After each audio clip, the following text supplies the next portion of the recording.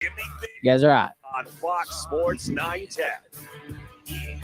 Oh, React Monday. Roc, Manuch, Jimmy B, and Jack's out here at the CAZ Sports Bar in Casino, Arizona, as we are getting ready for tonight's Monday night clash between the Raiders and the Chiefs. Should be a good one. Despite the Raiders' record this season, they do play the Chiefs well at times. It's always somewhat of a rivalry there. As you know, most Raider fans can't stand Chiefs fans. I don't know if it's the other way around. Probably. Oh, it is. Most people don't like just don't like Raider each other. fans in general. Yeah. So yeah. Should be a good one. Our jackpot is, I believe, $900 tonight.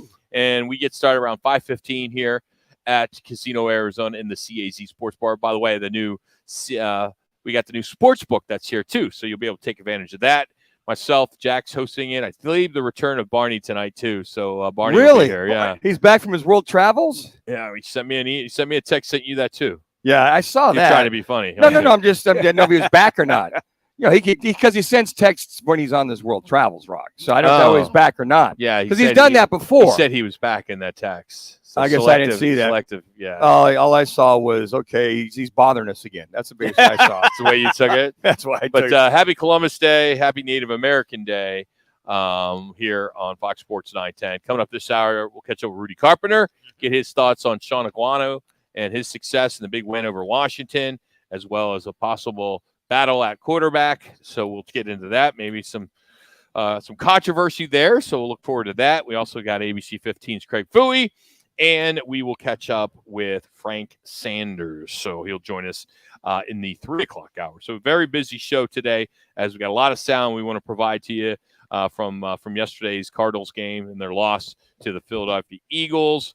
I will tell you this, that I was watching the last, I'd say, 20 minutes of the game on my phone while I was waiting in line with a bunch of people who you two guys aren't big fans of, but I am. Okay. The Republican Party. Talk about the Trump rally out there? I got an opportunity to actually meet the president, former president of the United States yesterday, which if it was Obama, if it was Biden or Carter or whomever, I would still feel the same.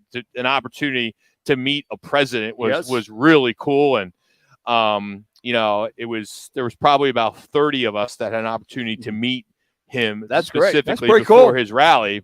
Not many people can say that. And I was pleasantly surprised to see how engaging he was in the 30 seconds you had to meet with him. In that, they introduced me as, there's Mike Morocco, Chief Marketing Officer of Legacy Sports USA, and with Debbie, my girlfriend, and we walk in. And right away he goes, "Wow!" And he basically looked at me, and he looked at her first. Well, yeah, and said, he said something along the lines of, "Well, you got a looker here, don't you, son?" And I'm like, I looked at him and shook his hand. I go, "Yeah," and then he small talk with him, and just for a few seconds, which was super cool. And then you got your picture taken. I really wanted to ask him what's the deal with all the CO2 out. Because you can't get fountain drinks anymore. Right. I'm like, can you help with that? Can you help with that, Mr. President? CO2. I said, can you help with the CO2 shortage? Of all the questions, Rock, that would be CO2. That was first thing. That was first thing. I mean, what else? I mean, I'm a fan of him. I believed in his policies, and country was going pretty good, and but he was genuine in the sense that you thought he would just be just stand there, shake your hand, canned responses, and and what's so cool about being at a rally, which I'd never been to, is there was, I don't know how many people, thousands of people there, and I was third row, and I saw Sheriff Joe, and I saw the pillow guy, Kerry Lake, and what's his name, Mike something, Mike, yeah. And the gang was there, and you see all these people that you see on TV, right.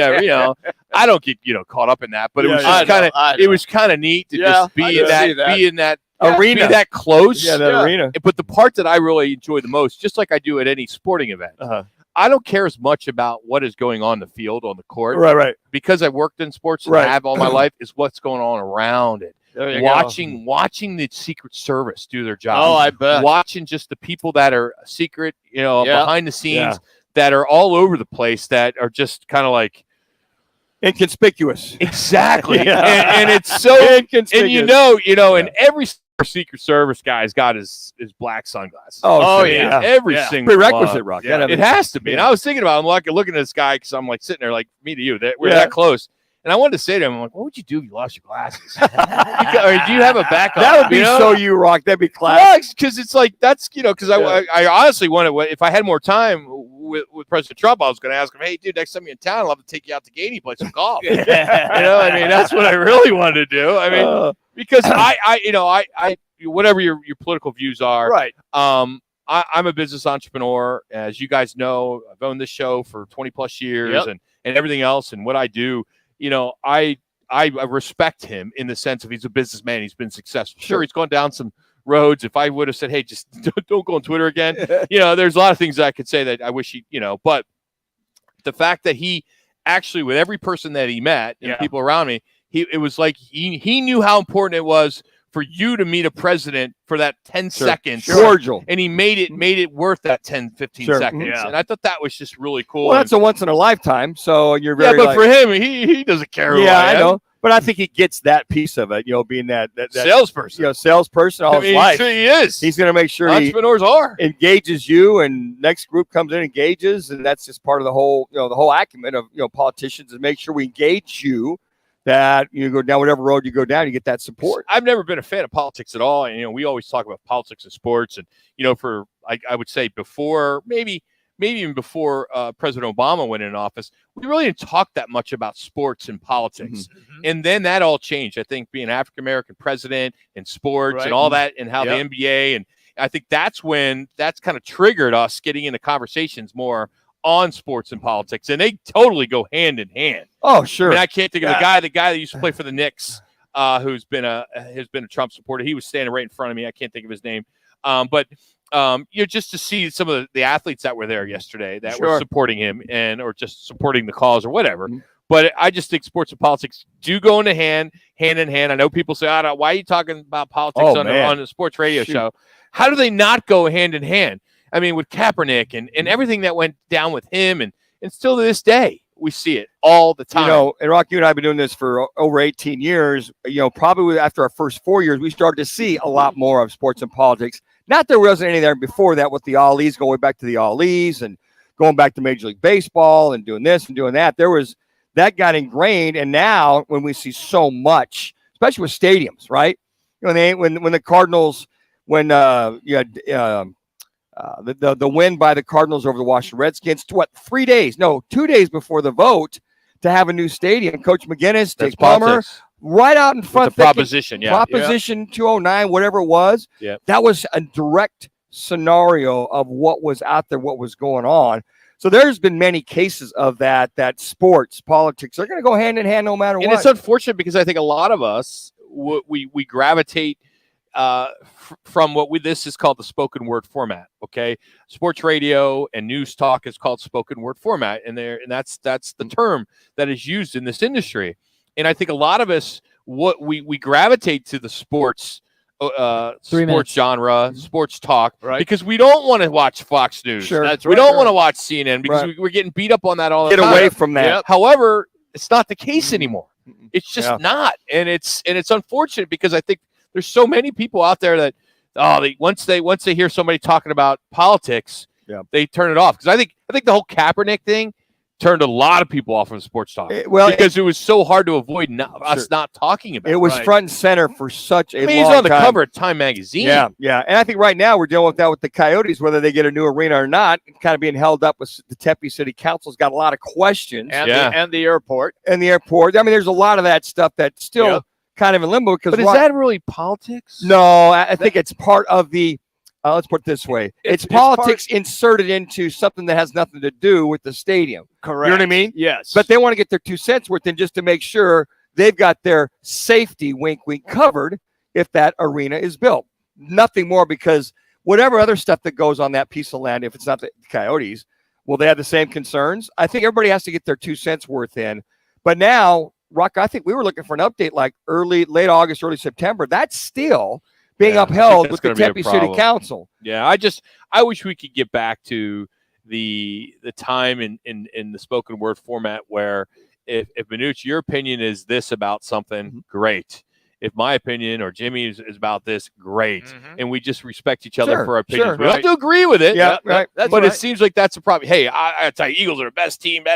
No, they're not. Well, yeah, in my opinion, they are the best team. Sure, yeah. So you gonna fight me on it? I mean, they're 5-0. Well, they only won by 3, and it could have went the other way around. Well, that's my opinion. Yeah. But it seems like people are going to beat you up because even in it, I'm a fan. Whatever your fan base is that you root for. Sure. That's it. I think the term I've always used, I respectfully disagree with your opinion. And it's okay to not agree and move on. Exactly.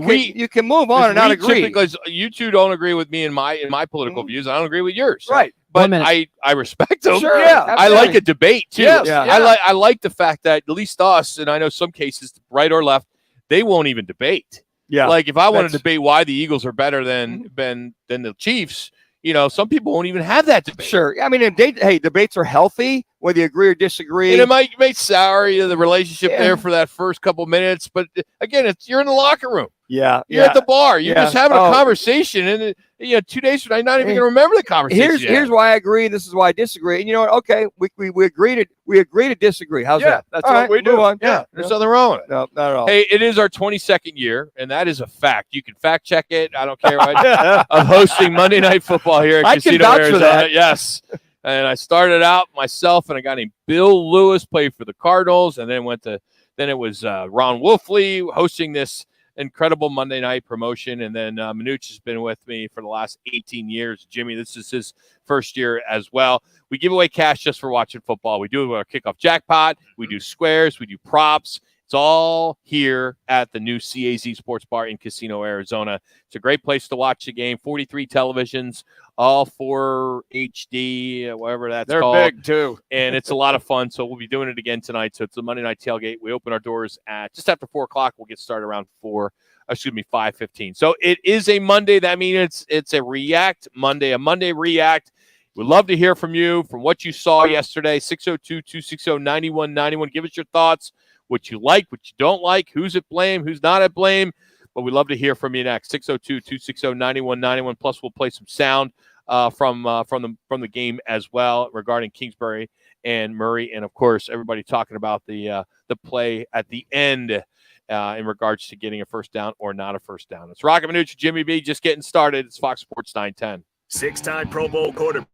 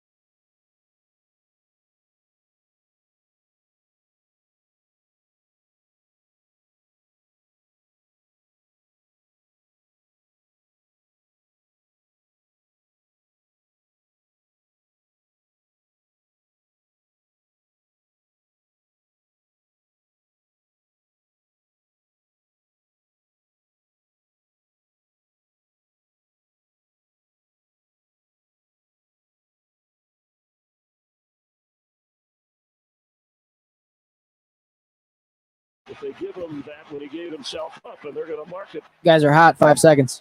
A little bit short, so you spike it. Now you have to kick. And now the kick. Okay, right to the kick. Let's get to the kick. Go for it, Ben. Go to the kick. And tie this up with 22 seconds remaining. It's up there. It's out there. Unreal.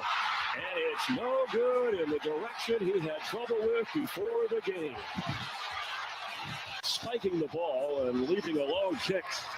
Well, just incredible. I mean, that 10 seconds. In pregame carried over here into the game. But you're absolutely right. Had an opportunity to get that first down. And then, geez. There you have it, courtesy of Fox. You see Murray running close to the first down. Doesn't get it. Forces a fourth down. They bring in the kicking team.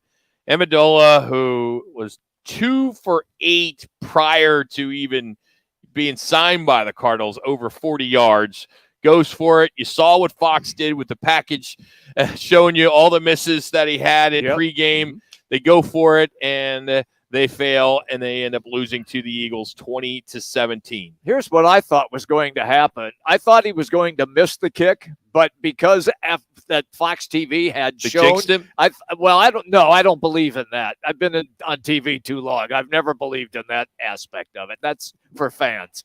But I thought that he would have hooked it left because he would have overcompensated. Sure. Yes, and when he bled it off to the right again, it was exactly what we had just seen when they ran the clip of him getting ready. Well, let's just get to the root cause. That should have never happened. I agree. Should have happened. Kyler Murray's got to know. He's got to know where the first down marker is. He's also got to know that anytime you initiate a slide, like a baseball slide, they're going to mark you where they initiate. You've got to know where that first down marker is. You've got to get beyond it. And then at that point, and once you get beyond it, okay, it's first down. Got it. Now, on top of that, you slide, you have got to make sure you know the down and distance. You got to look to make sure you got the first down. You got to make sure they're moving the chains. And if you didn't get the first down, somebody on the sidelines got to make sure, hey, see, hold up, it's third down. That's the part that I tend to lean more on than Kyler. He needed support. This is a team game. Exactly right. You got guys upstairs that saw it right away. Yes. You get down, and then Cliff's trying to say that they were already going to go down this road. But yeah, they were going to spike it after the first down. Yeah. So Kyler, as a quarterback, when you're that close, and if you don't think you got it or you think you do, you still got to make sure it's your job as a quarterback. We call it quarterback awareness of the down and distance. I teach my guys that all the time. So yeah, and your point, Rock, they got hold. Hey, no, Kyler, third down, hold up 3-3-3. And then at that point, he can go, okay, he can call a play. Had plenty of time to call a play, get a quarterback sneak, get a first down, spike it. Now you might have 15 seconds left, 12, 15. Now maybe you take a shot or two in the end zone. You know you pretty much got 3. Or you get a couple of routes that are, you go to the outside, catch it, get out of bounds, give the kid a little bit more of a chip shot.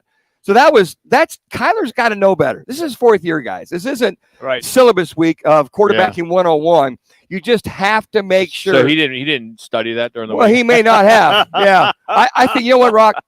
Guys talk about details. Did he not talk about details the first week of training camp? Yeah. You just have to make sure. You have plenty of time to make sure. I think this is on both of them, though. I think this is on, when I say both of them, I say coaching staff and Kyler. Well, I think it's got to be on both. Someone's got to get in there. He's got 10 other guys on that offense. Rock, I agree. That have been around. But I think this is just a function of inexperience with the coaching staff. And to your point, maybe Kyler too. Kyler Murray. I mean, that is inexcusable. They practice this stuff every scenario. Or if anything, you get close to the first down. You got to know. You just dive forward. They'll give you that. But once this whole slide thing goes, everybody goes, well, he slid past the first down. No, it's where he initially, not when he went down, right? Where he initiated this slide. When they saw him go down, they're going to mark it right there. Right Boom. there. You're a yard short. Yep. He was a good yard short. So you get the first down. Okay, now you got first down. Spike it. Huddle up. Let's take a couple shots. Then we get the field goal to tie it up. Maybe we win it with the shot in the end zone. I don't know. I watched it live like you guys did too. I thought it was first down at first.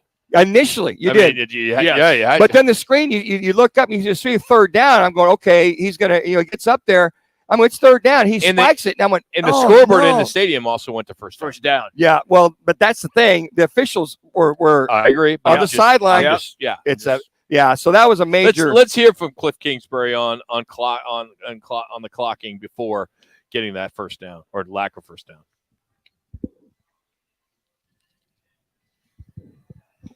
You guys there? Yeah, can you play that first cut for us, please, Ben? Yeah, I was right there. Thought he was clearly passed, and they brought it back. You guys are low. I lost you guys for a second there. To clocking it, 22 seconds left. You ran it there, didn't get it. We have hurricane. You guys are hot. Kicker. So it was just past the point in overtime. So he was committed to clock it. Sure. After a first down. Yeah. After a first down. He reemphasized that, and he goes, he even said, he got the point of, hey, we got to be paying more attention. Maybe we need more help on the sideline. Guys, you cannot pass up on any detail, especially the last drive of a game. Mm-hmm. You got to make sure everybody is dialed in at that particular time. So I'm putting this on Kyler. I'm putting on Kyler. You got to look, make sure the chains move, okay? Because they would have spotted it, moved the chains. Otherwise, that third down marker went right there. It was very simple. He was right there, and you saw it. And then when he spiked that, what are you doing? Yeah. It's third down. You just gave up a down. It was interesting when they showed the replay. Everybody else, when I first saw it on TV, I thought, oh, okay, he slid for the first down. Then when they showed the replay, I realized, oh no, his backside hit before he got to that first down marker. And in that kind of an instance, we always talk about know where the first down marker is. Correct. You gotta go forward. You gotta run just to make sure you get beyond that situation of the first down. So I think that this is on Kyler. I thought he had a good game, aside from the one pick, but that's just something you got. Hey, fortunately, it's early in the year. It's only fifth game. You're 2-3. You learn, you live. And this wasn't in a playoff game where you had that kind of a gap. So, Ben, let's go to cut two. This is where Kingsbury says that they likely would have taken a shot had they gotten that first down. Yeah, if it would have been a first down, maybe something safe, but probably not launching up to the end zone. I mean, you don't want to get picked off. You don't want to, like I said, take a sack and it's over. So it would have been some conservative throws to try and get closer. Yeah, conservative, quick slants, quick outs. But the one thing Philadelphia would not allow in that situation is not allow them to get out of bounds. Yeah. So if it's a quick throw, they get, let's say, 5, 6, 7 yards, and they break it. They got to realize if you only got 12, 15 seconds, 8 seconds, okay, run up, clock it, and maybe have a 20-yard field goal attempt to tie it up. And then here's Kyler Murray, same situation on clocking the ball late. After the play, everybody screaming clock, in my ear. So assuming, I had the first down. So to your point, Rock, they should blame the guys screaming his ear, clock, because they weren't, even the guys on the sideline who were screaming that didn't realize it was still third down. Again, lesson learned. You hope you never see it again, but you just can't have that happen if you're a quarterback in the National Football League in your fourth year of running a team. Just can't happen. And also, you can't put the game in the hands of a rookie kicker, even though Philly did it and it worked. Did not work. Yeah.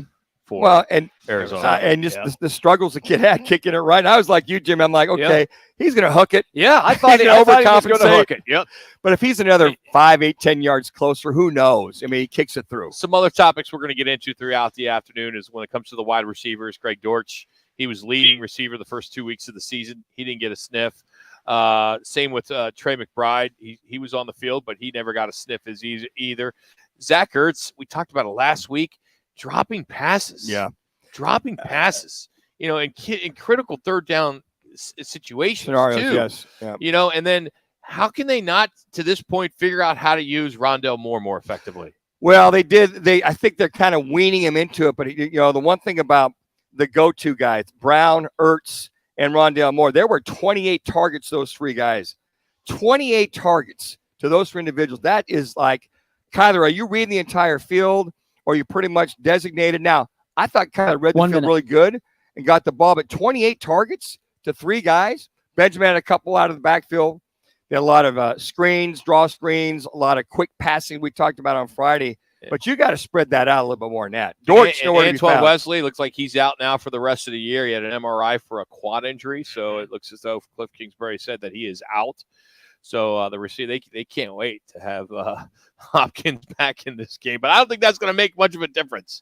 Until he gets a better play calling, I think that's what you're going to see. So, hey, it's never a bad time to go do some grilling. The weather's better, so how about upgrading your backyard grill situation? Your chance to win one is now. Just text PEAKS to 55678. That's PEAKS to 55678. You can enter each and every day. Standard message and data rates apply. Well, is there a quarterback battle or some controversy at Arizona State as the Sun Devils upset Washington with a backup quarterback, but he's been in the system for quite some time, Trenton Bourguet, plus former Sun Devil and NFL quarterback Rudy Carpenter will make a case maybe for Sean Aguano as the ASU next head football coach. We'll join him next as he joins us every Monday at 1:15. It's Roc and Manuch with Jimmy B, Fox Sports 910.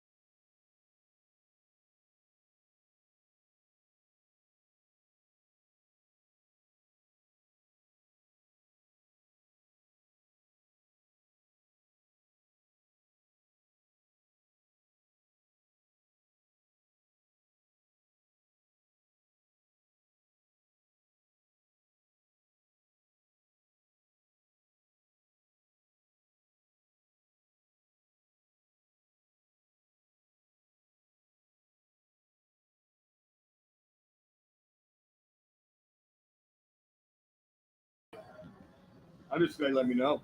Yeah. He's got an 805 area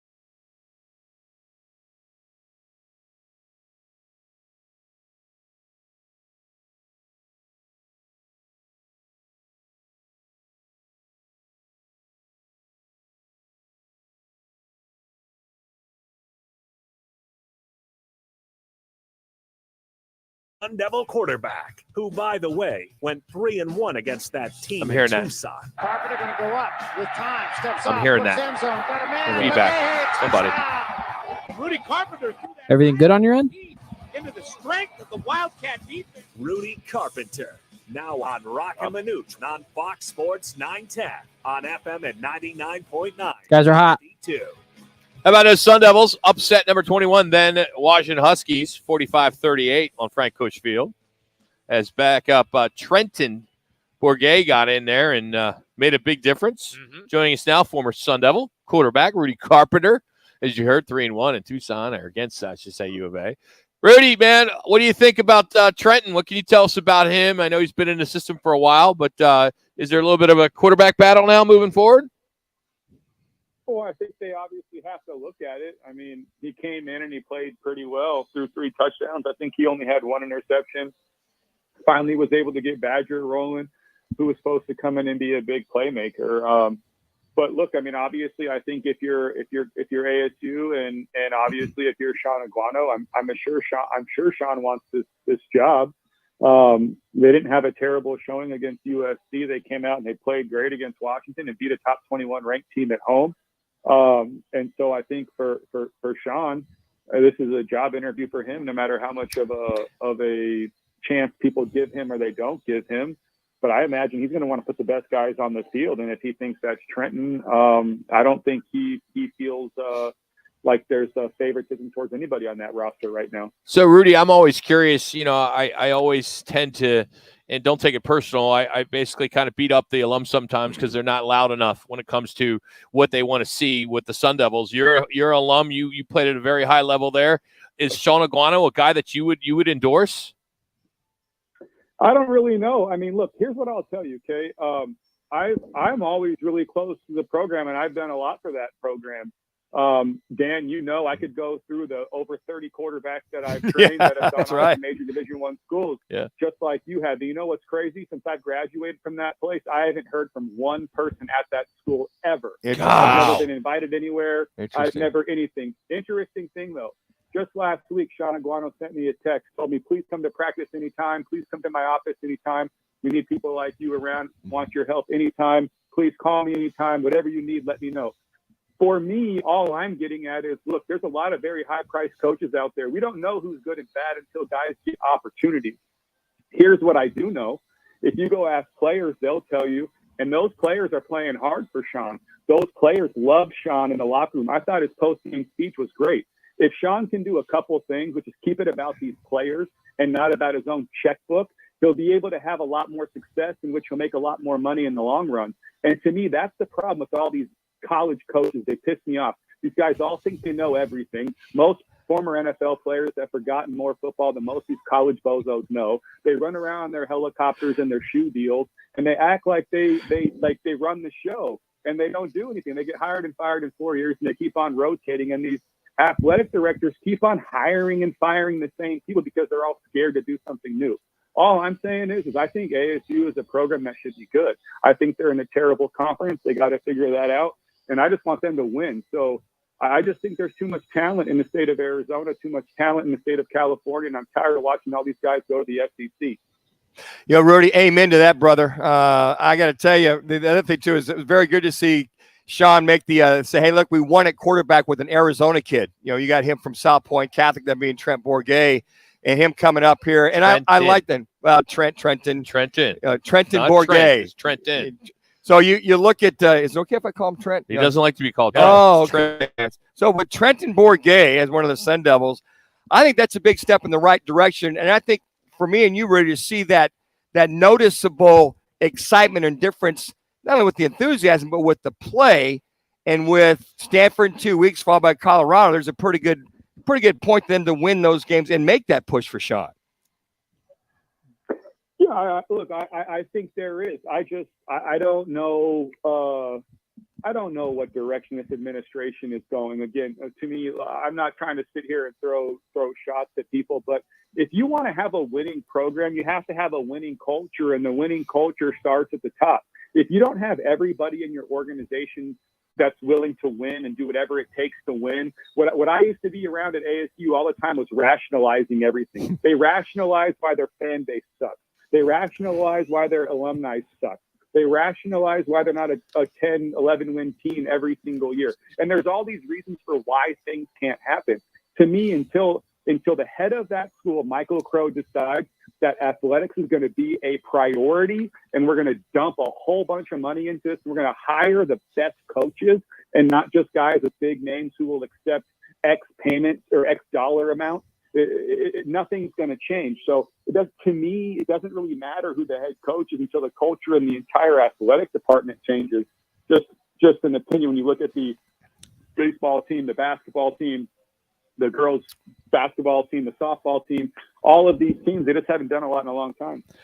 I want to follow up, Rudy, with what you spoke a little bit about earlier about what Sean has accomplished. Do you know, or can you judge, or at least find out, would he be an effective recruiter and a person who would use the portal the way that it should be used as well?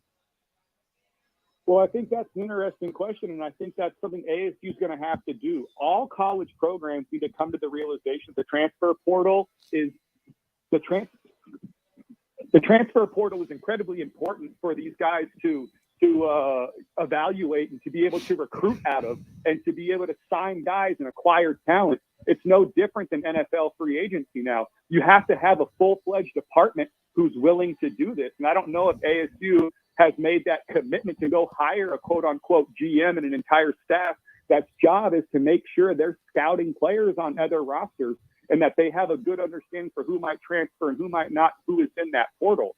So until ASU does that, I don't know if it's a Sean Aguano issue or if it's a resource issue. To answer your other question about him as a recruiter, look, a good head coach is going to go find a really good strength and conditioning coach. A good head coach is going to go find a really good offensive line coach. A good head coach is going to go find two really good coordinators, offensive and defensive coordinators.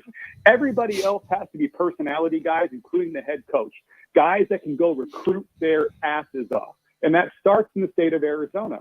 And when you have someone like Sean Aguano who knows all the high school coaches, every high school coach in Arizona always complains that ASU doesn't recruit the state enough. Yep. Maybe, I don't know. Here's what I do know. California has a lot of good teams. Arizona's getting better, but in the grand scheme of things, California is winning the Arizona matchups. So, still a big state to compete against. Arizona State has to recruit out of California too. So to me, it just is part of the deal. I'm going to trust the coaching staff at ASU when they're evaluating an Arizona quarterback compared to a quarterback from somewhere else. If they're just saying, hey, who is the better kid and going after that kid. Where fans get upset is they see guys like Brock. 3 minutes. They see guys like Ryan Finley and Spencer Rattler and Kyle Allen and all of these different quarterbacks who are in the state of Arizona who are leaving and going to start and play great for other programs, right? I just think that what Sean is, it doesn't matter how much football he knows. It doesn't matter how great of a coach he is. What matters is how great of an organizer he is and how respected he is and how great he can go recruit. And his personality is of one that has been of service. He's always been an educator, not making a lot of money to do the same exact job he's doing now. So to me, he's somebody who will keep it about the program, keep it about the kids, understanding the experience and the things these kids are going through, not just like all these other coaches who want to be here for 2, 3, 4 years and get a bigger, better job. I think Sean is somebody who would stay here forever and be happy. And to me, that's an alumni issue too, because when you're constantly changing coaching staff, none of these coaches have any allegiance to the players that came before. None of them do. I mean, we just watched Herm Edwards and the idiots over there fire Derek Hagan, your school's all-time leading greatest receiver. They just fired him. Gone for no reason because Antonio Pierce. I mean, who does stuff like this? You treat you're a Hall of Famer at your school like this? It's insanity to me. So would you endorse 2 minutes. Sean Aguano as the next head football coach? I don't know. I have to see the guy. I mean, I don't really know. What I endorse is ASU doing their due diligence. Okay. I endorse Michael Crow and whoever this athletic director is going to be, and if it's Ray, to do their due diligence and to go find the best head coach. Maybe that's the San Jose State staff. Mm-hmm. That's a great program right now. That's a great team. That's an interesting job, right? But you got to get ahead of this because you got some jobs open, including jobs like Colorado and teams that aren't sitting behind possible bowl bans and lots of scholarships. So to me, ASU's not raking in the money. The Pac-12 is not a strong conference anymore. You have bowl ban possibly lingering, then you have scholarship issue. Sean Aguano might make sense because he's probably going to be your cheapest option, one of your best. 1 minute. That can keep your recruiting class together. So yeah, they might not have a choice. Yeah, and Rudy, I thought it was interesting yesterday. Jason Jewell, who's the president of the Arizona Football Coaches Association, sent a letter of recommendation to Arizona State on behalf of all the high school coaches in the state of Arizona to support Sean Aguano. And I thought that says a lot. You don't see or hear about that very often.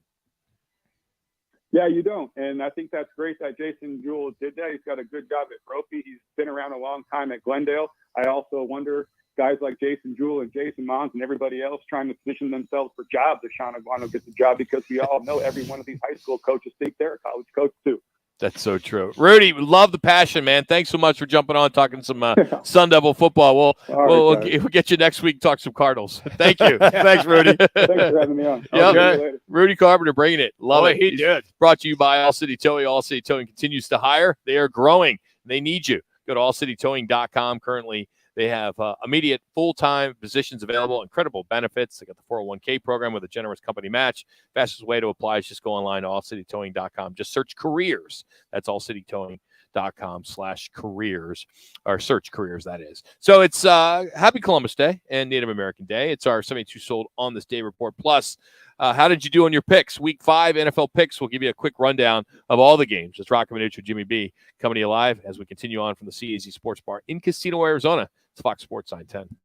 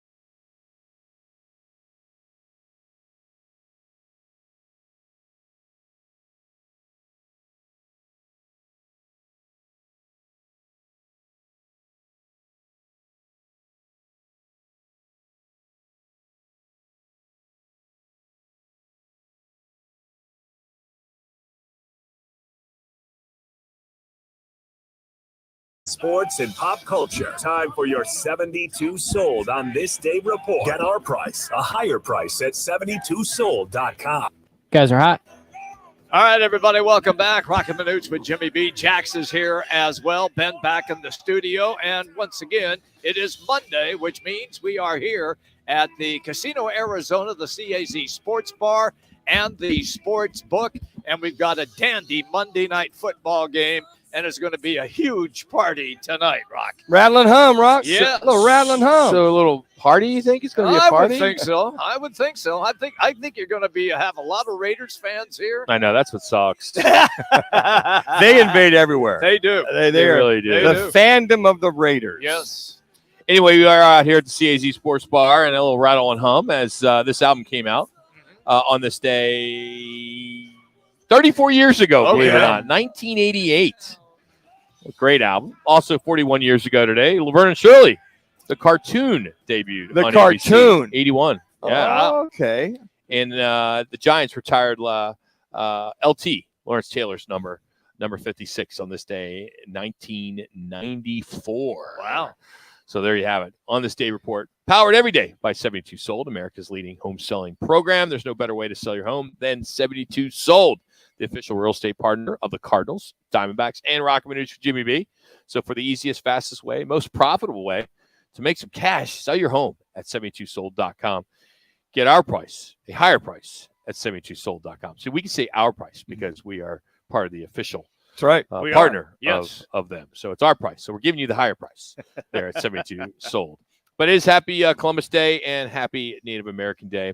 But as you get a quick recap of week 5 heading in tonight with the Raiders and the Chiefs here at CAZ Sports Bar, kind of go through some quick recap of some of the games over the weekend. Minnesota over Chicago. Vikings now 4-1. Yes. Kind of quiet 4-1, wouldn't you agree? Giants, they do it overseas over the water as they take care of Green Bay. As Giants trailed 20-10 in that game in the third quarter. And the Giants, they're off to a 4-1 start. How about that NFC East? Best start since 2009, and where they only won 4 games all of last season, if you think about it. So what an improvement for them. Only the Commanders are bad in that division. Exactly. Everybody else is 4-1. Speaking of the Commanders, they fell to Tennessee. Tennessee's now won 3 in a row. Chargers and Cleveland. As that came, I couldn't believe it. Keenan Allen couldn't believe a fourth down play call. He goes on social media and he starts answering the questions, talking about his coaches, talking about the WTFs, what we're doing, all that, which I find hard to believe. Come on, Keenan. I know you're injured, but keep your mouth shut. You don't need to go on social media. But Chargers squeaked by in that one. How about Detroit? They entered the game as the top-scoring team in the National Football League. What did they do? Goose egg. That's it. They fell to a pretty bad, I think, New England Patriots team, 29-0. My new favorite quarterback, Zappy. Zappy, you got to give him credit. The throwback unis. It was all about the throwback unis. was it. Brought a tear back to my eye, like those throwbacks. Cardinals' next opponent is Seattle, and they fell to New Orleans 39-32. The following week, it is Arizona and New Orleans, Thursday night game. And Seahawks defense struggled in that one as they lost. Jets over Miami. How about that? They end a 12-game divisional losing streak, and they lose 40-17. With Tual, Dolphins are 10-1 in the last 11 starts. Now 1-9 in the last 10 games when he does a start. And Bridgewater, man, he took a pretty big hit in that game, He too. did. In First fact, play of the game. First play of the game, yeah. they knock him out of the game. Yeah.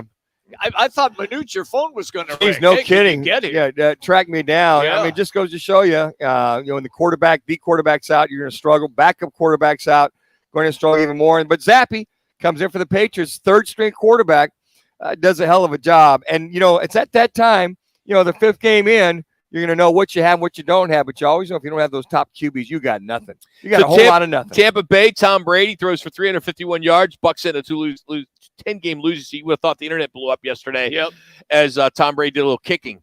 Well, it wasn't only kicking. They called a roughing penalty Which was when weak. he was sacked. That was horrible. It Yeah, was it was bad awful. call. That was bad call. Terrible call. What's he supposed to just grab him and then Yeah. instead of throw him down, he's like, he slug him down.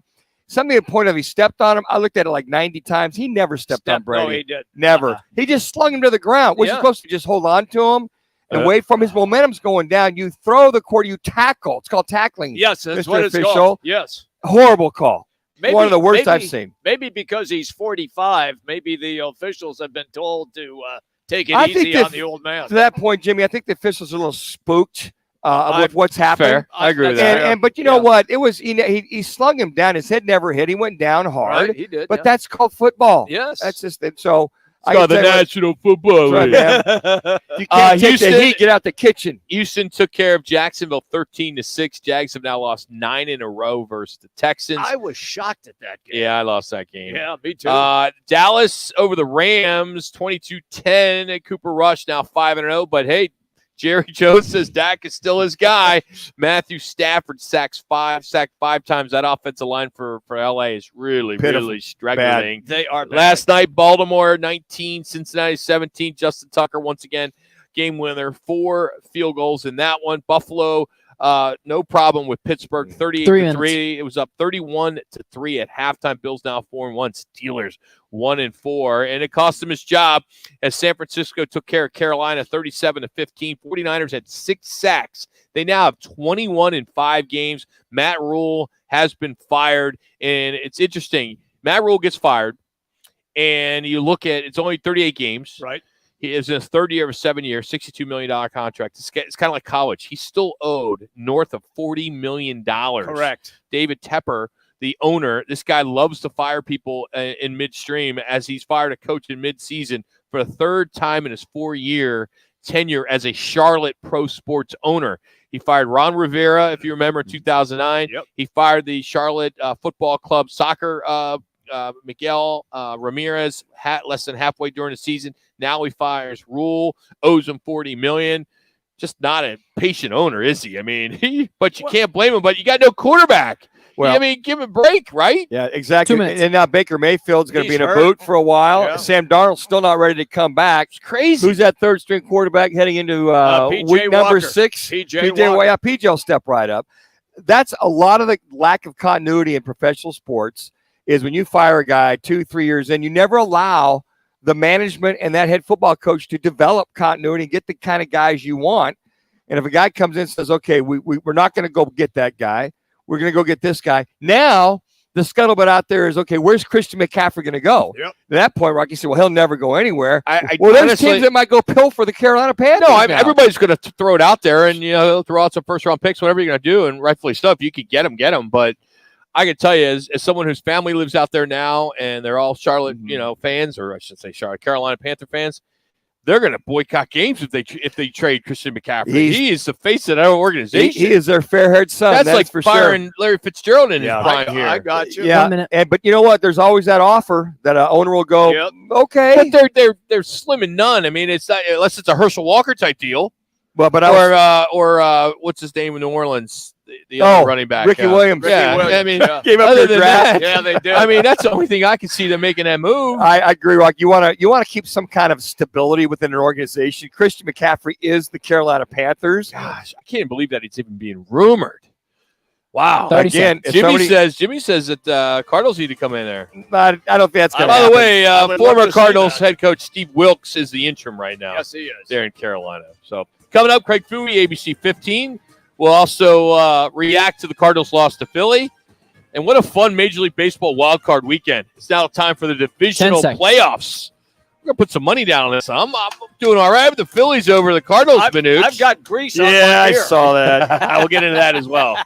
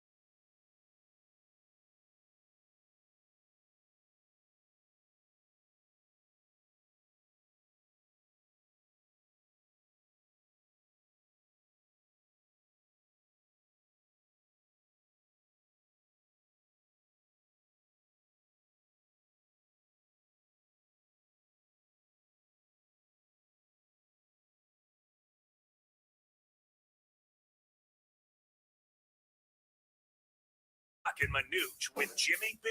Proudly sponsored by On Air Sports Marketing and is powered by the injury attorneys Lerner and Rowe.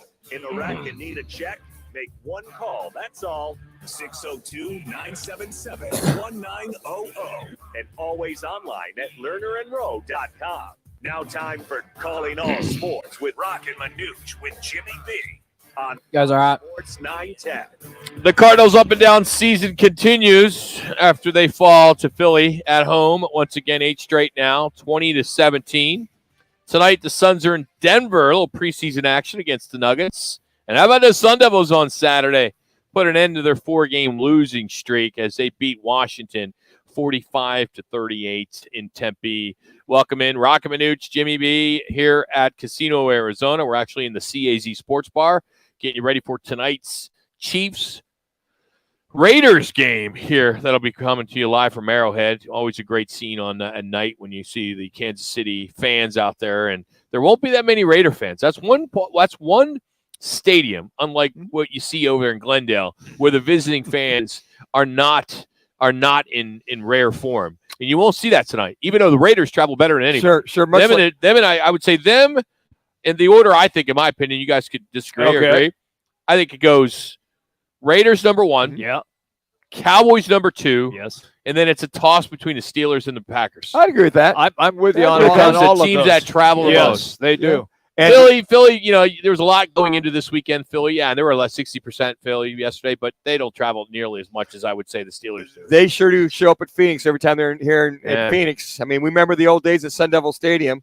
It was like 80% to 20% back in those days. If there's 25,000 people, I think 19 were Philadelphia Eagle fans. We are out here at Casino, Arizona, as I mentioned, getting you ready for tonight's game. It's our 22nd year of hosting Monday Night Football. We give away cash just for watching sports. Doesn't cost you anything. You come on in here and you fill out a little entry form, which is your name, put it in the hopper. We pull your name out, and there's ways for you to win money. We do it through our Kickoff Jackpot, which is a progressive jackpot, which right now I think it's at $900. Woo-hoo. We do squares. You got 2 sets of squares. That doesn't cost you any money either. We give that to you. And then tonight we're doing props. Next week, it's going to be a lot of fun because Manuch is going to be hosting football bingo. Something he has not done. Jax, he's not done by himself. Now, Jax, you've done it once. Intern Barney's done it multiple times. So intern Barney will probably take the reins and actually do all the work. So we'll have. I'll just be me. So just read out. All right, that's a rushing touchdown. Put that down on the bingo. Give me card. that mic. I'm good to go. We also do a little throw for dough with bags, so we have that going on too to win some cash. So hopefully you come out and join us here tonight, Raiders and the Chiefs. Hey, our State 48 Roofing, get your call question of the day. Despite the Cardinals' loss to the Eagles, did you start to see this team improve in the second half? We all know they can't score in the first quarter. That's right. So now it's second half. So yes, played well. No, still concerned. You can vote on our Twitter page at Roc and Manuch. And as always, it's brought to you by State 48 Roofing for a free quote or repair. Head to state48roofing.com. You can always follow them on all the social media platforms. Just search Sexy Roof Status. That's the hashtag Sexy Roof Status. I think the score now is they've been outscored 38-0 in for those first 5 games of the year. I don't understand it, guys. I've never seen it like this before. As if you might have taken a shot here and there. They did try to take a shot, and they threw that interception on that deep post under through that. I get that. And, I guess it's as good as a punt. But to be outscored 38-0, and then on top of that, for the opposing teams to go down and score. Philadelphia made it look easy, going right down the field. All right, let me drop this one on you then. He's dropping a mic, everybody. I am. So Jimmy B. So instead we of need being a sounder for you. Let me drop one on you. Jimmy dropping the mic. Okay, so instead of being 2-3, which they are, what if they were 4-1, but yet still hadn't scored in the first quarter? You'd go, damn, they're a slow starting team. Yeah. And then you would talk about something else. That's it. Exactly. That's my point. That's it. Just wait till the second quarter. They'll be fine. That's what we'd be saying. It's so easy to pile on when you're losing. It is. Right? That's it. But that's this slow start, it's just unfortunate. And I think, Manuch, your coach, there's got to be something that this coaching staff can do. Switch it up, practice on Tuesdays instead of Mondays. Do something. Where just change it up. Yeah. Start the, break your routine. Definitely, you always want to give the defense the ball first. Yeah, but just do something. I always prefer to have the ball first to kind of set the tone. I'm with you, and force that issue, and yeah. come out with your game plan. A lot of movement, a lot of visual. They call it eye candy, whatever, and get some quick throws. Get off the ball.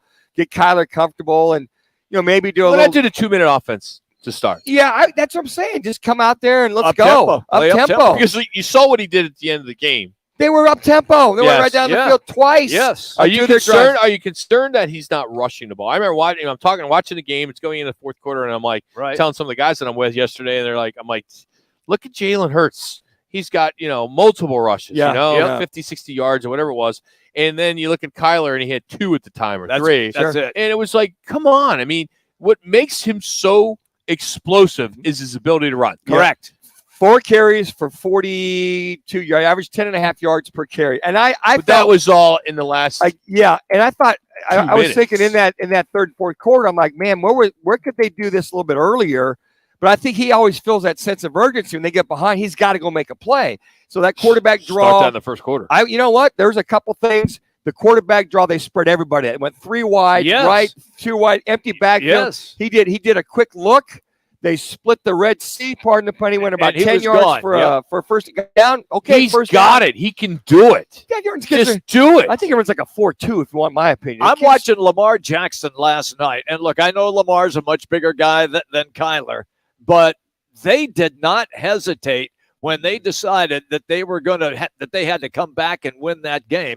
It was Lamar Jackson. You can make a case Jalen Hurts did the same thing. He did when it was tied. They gave him the ball. He's so natural, and they know what they're going to do on 4th down. Yeah, right away. They're not calling timeout. No, they know 4th what's and going 1. on. You know what's going to happen. Yeah, but they try. Jalen takes control. Yeah, the thing is you got to remember Lamar's a bigger guy. Jalen's a bigger guy. Yes. They got to be somewhat cautious with. I think they're too cautious, Manu. But here's the thing: he gets dinged pretty good. You're Kyler Murray. We've seen him in the last couple of years. Plays all the games. He does, but there's the first year he struggled. Second year, third year. I don't care. I'm a football fan. I'm a season ticket holder. You spend your money. I want to see this quarterback play. I agree. I mean, and get him off the schneid earlier on. Take the chance earlier on, and get him on the perimeter. If perimeter. you're going to baby him, for the next you can't put 10 the kid, games. Come on. You can't put him in bubble wrap. I think a lot of that is I would get him going a lot sooner because it seems though once he gets going running and gets the 2-minute offense, all of a sudden he kicks in. I think this slow starts of being methodical, let's huddle up, tend to slow him down as far as getting everything down the field. They have weapons too. Use them.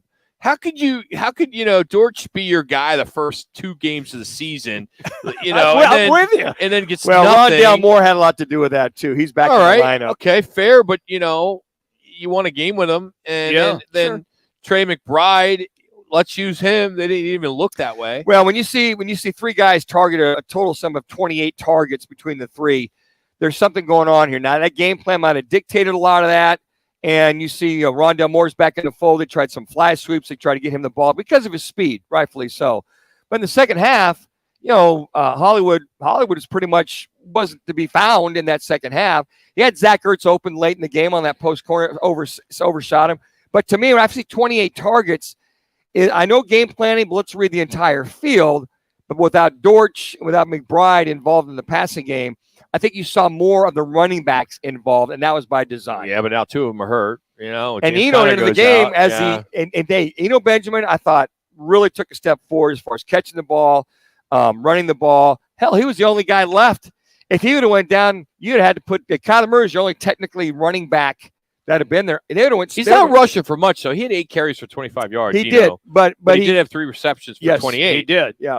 So besides his special teams play, all the other stuff. So he was noticeable at running back, running hard. I think overall, though, Manuch, you could kind of expand on this. The offense was somewhat balanced. Eagles came into the 3rd best in defense in yards allowed, and the Cardinals had 363 yards. And that's huge. Yes, and to come back from 14-0. Got to give him credit there, and then this defense stepped up once again. I mean, what else can you say? Man, Joseph's nice knowing you. Well, I know. I think job in Carolina waiting for you. We knew that the Cardinals should be able to run. They had 120 yards rushing. 5 different running backs. Yeah, right? because one of the worst rushing defenses in the league. So I knew they could run on them. It was just a matter if you tried to throw on this secondary, it'd be tough. and it's tough to throw it deep. They found the middle of the field several times. They did try the bubble screens, the quick screens, because when you don't have running backs, you got to use a quick passing game as kind of your West Coast offensive running. And I thought they did a good job of that. But overall, yeah, the balance was there. After the second quarter, and they got it all to 17-17, it was anybody's game. I think Vance Joseph, aside from that last drive, they 17 ran the ball, 17-play drive. and what, 8 minutes? Right, down the field. The thing that seemed they like, held them. It seemed like the Eagles were just, okay, all right, it's time. Let's turn it on. Yeah. Well, that's kind of what it felt like, the way that they ran the ball. I mean, they just kept going. There was no answer to stop them. Yeah. Were they gassed? Yeah. Was the defense gassed at that point? Which they always could have been. The defense always seems to, within that 10-yard line, they seem to tighten up, obviously. And I got to say, Jalen Hurts got away with that ball not getting picked when he rolled out and threw that ball in the end zone. Yes. Where Jalen Thompson broke it up, got hurt. I mean, very fortunate. If I'm him, I sail it. I want to get my 3. I don't want to. There's 2 receivers. There's like 25 different defenders in that. You got to remember, this Eagles team is going into on that drive having a rookie kicker first time in there too. Right. Exactly. I get it. So you're trying to get 6.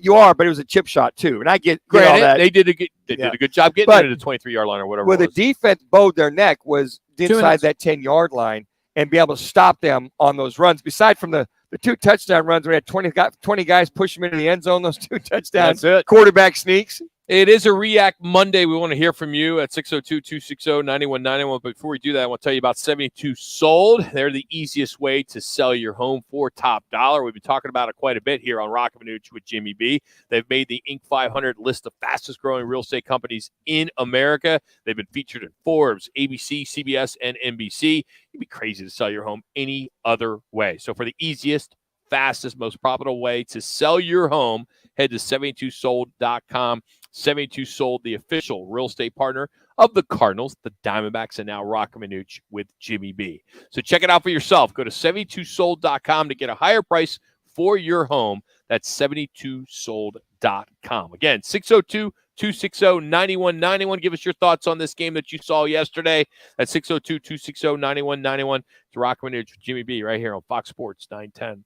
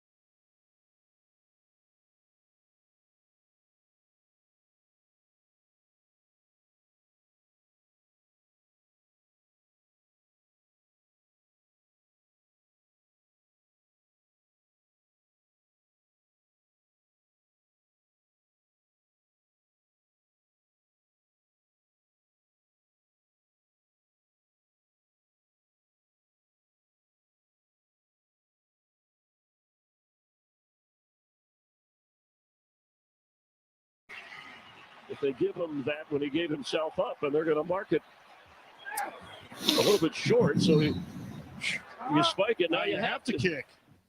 And tie this up. With 22 seconds remaining. It's up there. It's out there. Unreal.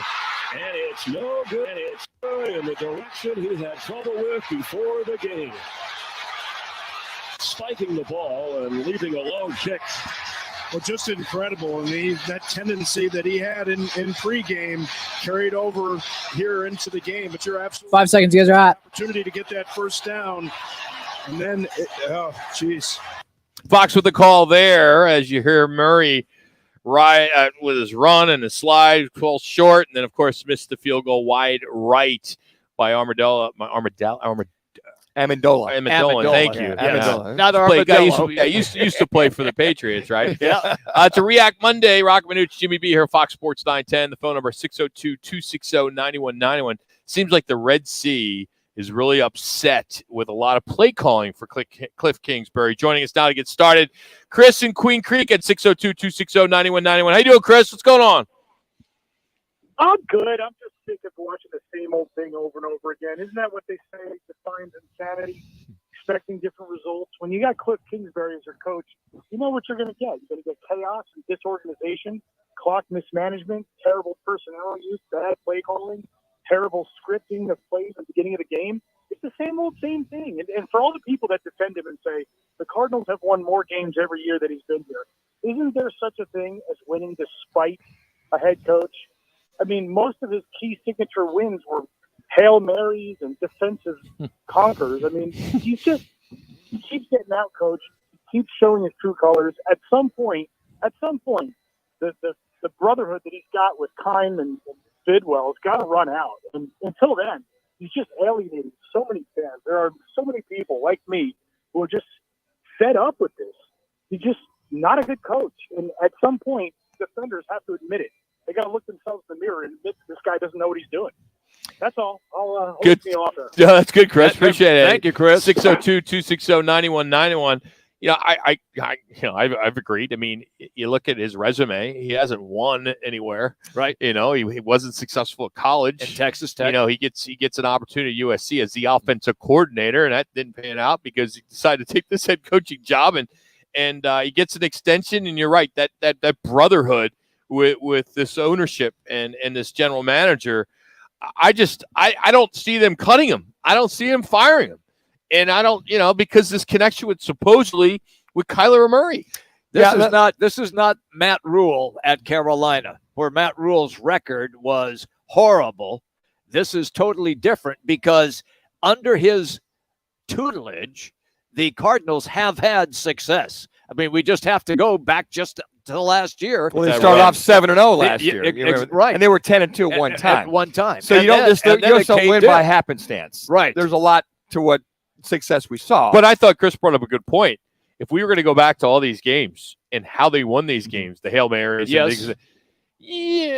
Okay. Well, very fortunate. There's a lot of luck. I would say that, but that's okay. Yeah, I mean, you take a win's a win. No matter how you get it. You might be lucky, might be bad, rather be lucky than good. That happens in the National Football League. It does. But I think what Chris is alluding to, I think myself, a lot of fans, it's the gaffes at the end of the game. And to his point, sometimes they win despite themselves, right? Yeah. So Kyler makes a big run or have a pass or throw the ball against the Buffalo Bills last play of the game, the Hail Murray that happened. Yep. I know exactly what he's talking about, that sometimes luck seems to pop up when it shouldn't have to pop up. It's one of those things that happen. And I see this like that scenario yesterday by going down short of the first down by Kyler Murray should never happen. He should have got the first down. Even then, they got to be aware if you don't get it, guys, it's 3rd and 1. So, go to the line of scrimmage, do a quarterback sneak, get your first down. Now you spike the ball. Just things that happen after 4 years shouldn't happen. So I think that's what Chris is alluding to is we're seeing stuff that happened as a rookie should not happen in the 4th year. And here's the other aspect that I think Chris was talking about, and you just referenced 4 years. What has changed? Last year was the year. That's my point. Yeah. Last year at one time, 10-2, and then they hit the proverbial brick wall, and we know what happened.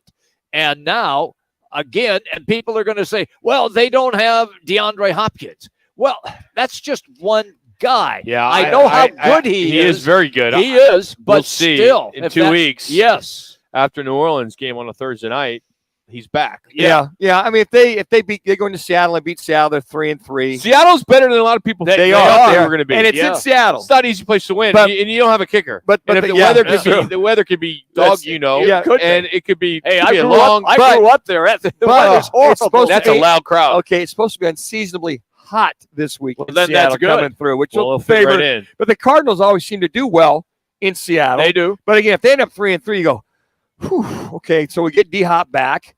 You got New Orleans coming up on that game coming back on a Thursday night. But I understand where he's coming from. The frustration of seeing gas that shouldn't happen, or seeing the urgency of not scoring in the first quarter, and you got to make up for it in the fourth quarter. Now, you mentioned that everyone says that the Cardinals play so well in Seattle. They've played 44 times. Seattle's won 22 times. The Cardinals won 21 times, and there was a tie. So that's pretty damn good for a team on the Yeah, road. that's good. It's 500. If you're going 50-50 you're there on the road. On the road. They don't. That's basically what it says. They don't dominate you like they should. Seattle's kind of dominated overall. 50-50, Rock. I remember when they got blown out 55-7. I think when they blew out Seattle 55-7. It's just for Seattle, those teams, those years when Russ was cooking in Seattle, the Cardinals went up there and were very competitive with those teams and did a good job of holding serve. But if you go 50-50 in Seattle with those teams they've had over the last 10 years, that's pretty good. That's like some of those teams that come in here with the Cardinals and seem to have their number and vice versa. The Cardinals, they're neck and neck when you look at the series all time. I mean, it's like I said, it's a difference of a game. That's all it is. And with the teams that you saw with Seattle have gone to the Super Bowl those 2 years, you look at those 3 or 4 years, the Cardinals pretty much did a good job holding serve. Now, my whole thing is the tension is if this second half you start to see the defense come together a little bit, offense, what does Cliff take from here to go into Seattle to try to make this when he gets D-Hop back, to make that run the last 10 games, 9 games of the year to get this team back on track? Because right now, guys, the way the Rams are playing, San Francisco clearly the class of the AFC West for now. Okay. Then you got Seattle, who can be tough. Cardinals are having their ups and downs. LA's got to figure out a way to protect Matthew Stafford. All right. We sat here at the beginning of the season, and we all said, 4-2 would just be awesome if that would take place. But we would take 3-3. Sure. They are on the verge, possibly being 3-3. That's been a narrative every week on Monday. The same thing. Without D-Hop? Yeah, 0-1, 1-1, 1-2, 2-2, 3-3. I mean, that's what it was. That's all we have. If they're not 1-5 or 2-4, that's a plus. That's a plus. To go after 6 games, be 50-50. Mediocrity's okay. No, because you ain't got your best player on the field, and you're holding serve. Well, if you don't have if you don't have a coach that's going to call plays to get the ball to the wide receivers, I agree with you on that. Because here's the thing: Hop comes back in. Yes, it's Hollywood time. Yep, right. Yep. It's Hollywood and Hop it's time. straight. One of my point is everyone's going to think it's going to Hop. 3 minutes, right? Yeah. That's why I think the number 2, the number 3 should step up. Yep. I mean, they re-signed Max Williams to the practice squad. They released did. CJ Board from the practice squad. I don't understand that had to be something to do with guys getting in and getting out, but contracts, yeah, probably. but something. But good to see Max gets out. I mean, Sure. that was pretty emotional that they cut him, but now he's back. I don't know. And what did we say earlier that Antoine Wesley? He's out for possibly the year with a quad injury. Right. It's amazing how many injuries this team has. Well, you got and has had each and every week. Yeah, it is. Without hitting and doing anything in the preseason. Yeah, they're even playing. There's a stat out there that they're typically 65 to 70% healthy, as opposed to the opposing teams that are 80 to 90% healthy. And then Jalen Thompson, I don't know what the latest injury, what's with him. Obviously, I don't know if it was a bruise, a contusion, or whatever that was for that last play of the game, but when you bring D-Hop back and you got Hollywood and you got your tight end, you got Rondale Moore. There's no excuse. And you got if all these guys are healthy, this should, offensive line can just give Kyler a little bit of time, which I think they've performed above average this season. Well, but you had Rodney. Line. You had Rodney did start yesterday. Hudson was out. I understand that. And you had Pugh was out. Was Kyler sacked yesterday? They only had 1 sack on the day, if I'm not mistaken. Was it 2 sacks? 2 sacks. Just the From one a pick Philly and 2 team sacks. that the week before, I think had 6 or 7 or They- 8. He did. was smart to throw the ball away 3 or 4 times. Correct. I think the offensive line's been if you're looking for some positives in this loss, I think you got to look at he was sacked once. Yeah, that's what I thought. Just had one sack on the day. But a lot of that's Kyler understanding what he sees. He threw the ball away at least 3 times I can recollect. Scrambled out of a couple and got rid of the ball before Hassan Reddick just about chewed him up from behind. Yeah. So that's on Kyler as well, too, knowing that he doesn't have his starting unit. Pugh out. They Rodney moved Hudson the out. ball. I thought they moved the ball quite well against Philadelphia. They did. It's just that they considering how good a defense they are. Yeah, and they were 1 for 2 in the red zone yesterday, which is good against that defense. But that's a good Philadelphia Eagles team, and you had a chance to beat that team. You had a chance to at least tie it up, if not for a couple gaps. They can clean up a few things. Cliff can get the 4 or 5 different receivers who will have been well battle tested once D-Hop comes back. Then at that point, utilize the running game and utilize the passing game. I think there's a lot of pressure on Diop. Oh, there is. Oh, yeah. Big time. Yeah, and I just wonder. He better perform. And there should be. I'm not trying to jinx him. I'm knocking on wood as I say this.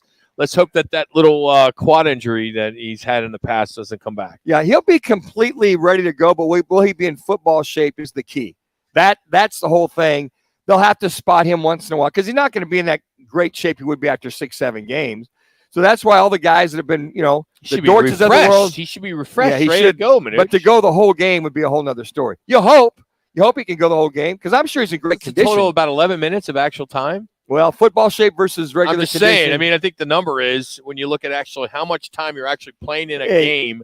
In a 60-minute game, it's 11 minutes of action. I think he should so, hopefully be let's fine. hope he can suck it up for 11 minutes. If he stays on the outside and doesn't have to come across the middle, it leaves up that to Hollywood Brown and his tight end and Rondale Moore and all the above. He should be able to last an entire game from here on out. You hate to see him get dinged if he comes back. It's a little hammy issue because he hasn't played, that at that speed in the last it'll be at least 8 weeks.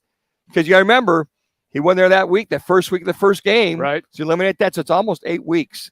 So you hope he's been running those mountains and lifting the weights and stretching and doing all he can do and had a jugs machine at home to catch all those passes from Kyler. Put it at the speed that Kyler throws at in order to stay in tune.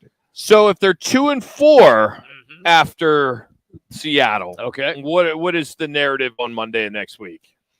Well, you flush it because then you got New Orleans that you Thursday. Flush it on Thursday. You got a short week. You got a short week. Yep. You got You're 2-4.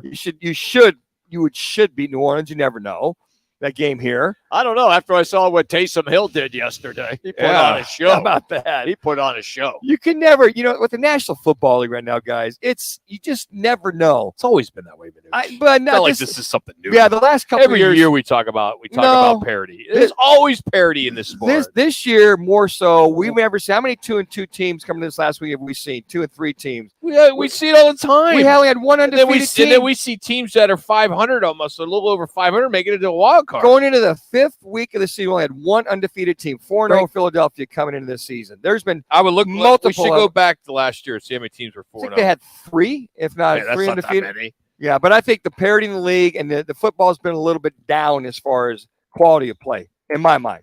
Hey, we are out here and I respect your opinion. Thank you, appreciate it. I may respectfully disagree some of your views. I don't know why you would, but I do respect that. It is our 22nd year hosting Monday Night Football here at Casino Arizona.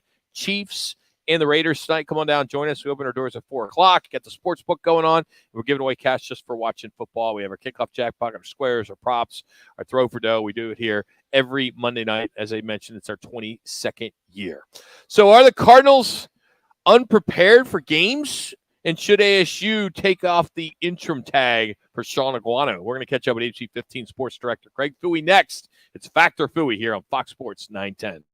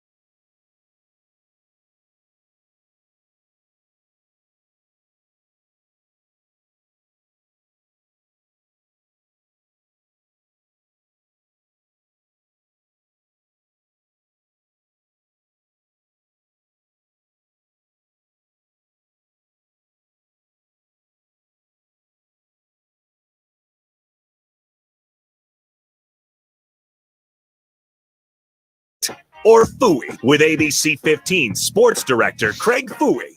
Fooey joins the guys each Monday to break down the top Guys are hot. 5 seconds. And as a reminder, Manuch writes the questions. Now here's ABC 15's Craig Fooey. That's right, sports director from ABC 15. Craig Fooey now on the right to it again. Son, how we doing there, Fooey? What's up, Coach? Happy Monday. I'm doing good. Just in from the Cardinals. Just got off a Zoom call with Ramona Shelburne on ESPN. So, been busy. Wow, you're big Look at time. you, man. I'm surprised you make time for us little guys. Yeah, you're doing ESPN. You got the 4-letter kidding? network. One. You guys are number one. Yeah, it depends. Yeah. Hey, Pinocchio, how much is your nose growing there, buddy? Come on, Fooey. Don't be questioning my Pinocchio-ship. All right, buckle up. Here we go. Question number 1 for Factor Fooey today on the 10th of October. It is inexcusable for Kyler Murray to not know it's 3rd and 1 and the clock to play with 22 seconds left in the game. Factor Fooey. Stop. Just stop. It's total fact, right? I just no, stop. Listen, Kyler Murray thought he had the first down. He slid in, thought he got it. The entire sideline thought he had the first down. Yep. Cliff, I just asked Cliff specifically, did you think he had the first down? Yes. I was in the press box with binoculars on it. I thought he got the first down. The big screen all around the stadium showed 1st and 10, but then I looked at the sticks with my binoculars. It was 4th and everybody knew the clock was ticking down, no timeouts left. So it's inexcusable for everybody not to, but everybody thought it was a first down until the ref moved it back a yard. So I don't know how far you go to blame this guy, blame that guy, because I don't know if any Cardinals fan in the stadium thought it wasn't a first down. Everybody was cheering. They thought we got the first down. So, and listen, the slide thing is in Manuch, you should know this as a quarterback, although it's changed since you played. Yeah. But that slide thing is subjective. It's subjective. There's no way to overturn a call from a ref on that. And he determines where, or she determines where that slide started. So it's a tough one. So is that a fact that they should have known better? It's a Fooey on time. You got 4 years of a quarterback, 4 years of a coach. Guys on this, but the sticks showed 3rd and 1, Coach. I'm sorry, 3rd one. That's inexcusable. So I'm going to respectfully disagree with it. You got to know better, man. Disagree with you what? Yeah, exactly. Yeah, well, nice. Yeah, but I just okay. We agree to disagree. That's fine. That's good. Listen, there's a lot more to it, and I just asked Cliff this too. Listen, we all agree your defense played well, holding the Eagles to 20 points, but we're all forgetting that they gave up a 17-play, 70-yard drive. Sure. That lasted almost 8 minutes. Yes. Yeah. So that was an issue too. Yeah, okay. Well, we're going to respectfully disagree on that issue. As a quarterback, as a coach, everyone on the sideline, as soon as you saw those sticks, they should have known that. It's 3-3, and you got to know where the damn sticks are to cross the line before you get to slide. Go ahead first, for crying out loud, okay? All right, that's my diatribe. All right, Coach. All right, sorry, Fooey. It's one of those days. Yeah, You get a case of the Mondays. Just remember who the quarterback in the room is, for crying out loud. All right, Coach, question number 2. The Cardinals... Thank you, Coach, for allowing me to indulge. The Cardinals being outscored 38-0 in the first quarter of these first 5 games is a direct reflection of an offense unprepared entering its games. Factor Fooey. Unprepared. Come on, man. You know what? It's so hard. It's so hard. Yeah, listen, I think we're all upset about the fact they haven't scored a damn point in the first quarter of a game yet. I think that's a big concern for everybody. But unprepared is just a stretch. It's a bit of a stretch. Listen, I just recommended this to Cliff less than an hour ago. I said, hey, on home games, did you ever think about putting them on a bus, driving them by the airport, going by an airplane, putting them on a bus, taking them to a hotel here, and that's making funny. them think they were on the road? Yeah, can't they? But he laughed. He was like, well, I mean, can't they just get? Wait for Fooey. Fooey, can't they just get Bidwell's plane and just park it at the facility? Yeah, that's an idea. Just put it out there.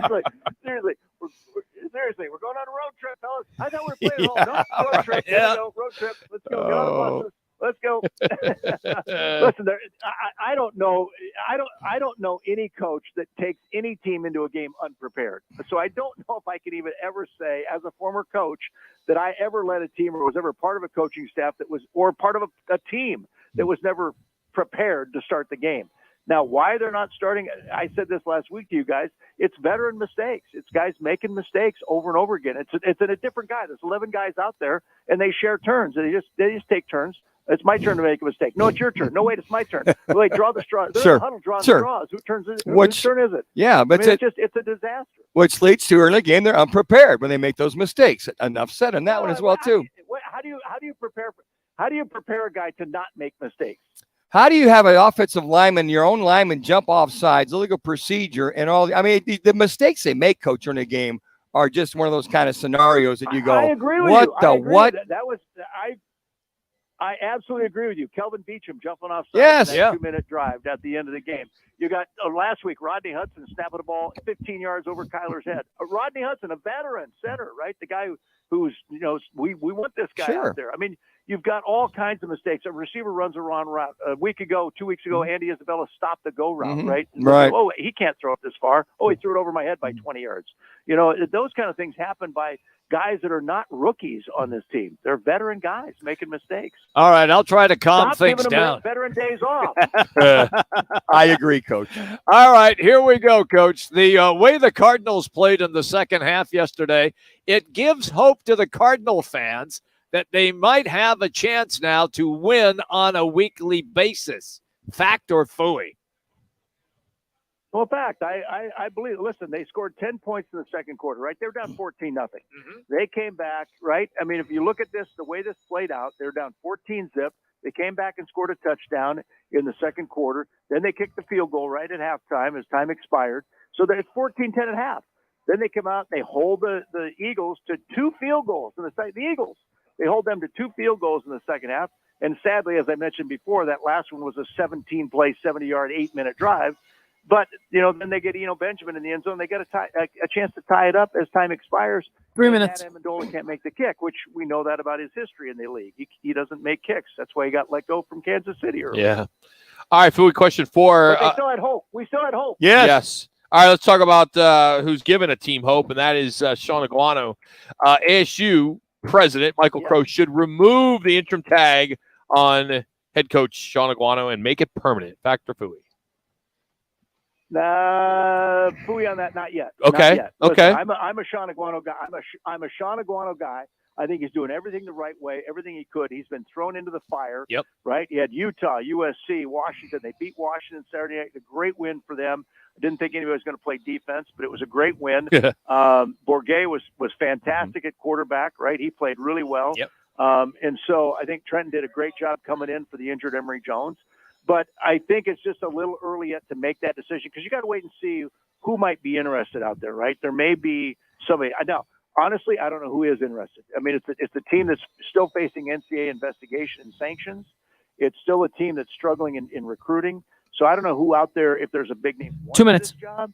But I think definitely Sean Aguano. I said this when they hired him as interim. He's definitely got to be a finalist for this job. All right, Coach. It's a little early yet to do that. Last question for you. Mark May truly is the guy that drives the Saturday night show with Craig Fooey every Saturday night. He is the man with the plan. Fact or phooey? Fact or phooey? That is a fact. He is. Hey, Mark May had an answer yesterday for the Cardinals' slow start. He said, "Put him in pads during the week. Put him in full pads. Get him out there." I said, "But I don't think they can hit according to the CBA." And he goes, "I don't care. Put him in pads." Let's go. Yeah, he's been stalking our show quite a bit. We love it. And he's been, Friday especially, he stalked our show, really telling us that 1 minute. Let Phooey know on Fact or Phooey that I'm the true driver, is what he said. So it's got to be a fact. He is. Yeah, it's a fact. He is. It's a fact. Without him, man, this show is nothing. No, it's great. Ratings are huge. We love it. Hey, buddy, have a great week, man. Thanks for time. Don't forget, Yotes open up this week, so make sure that leads. It's a lead story. Stop raising my heart rate, Manuch. Listen, I got heart issues. Coach, I love you, but sometimes we respectfully disagree with you. That's a coach quarterback scenario. Good stuff. Love you, Coach. See you, Coach. See you. That's Craig Fooey joining us. ABC 15 sports director. All right, coming up. Last night was a first for me to watch an umpire perform a substance check on a pitcher's ears. Yes. Should we get a room? We're going to get into that next. Plus, our Valley Chevy random facts of the day. The fastest and most accurate food fast food chains Oh, out there. How about okay. that? Kind All of right. cool thing I want to pass along on a Monday. Okay. This is Roc and Manuch with Jimmy B from the CAZ Sports Bar in Casino, Arizona.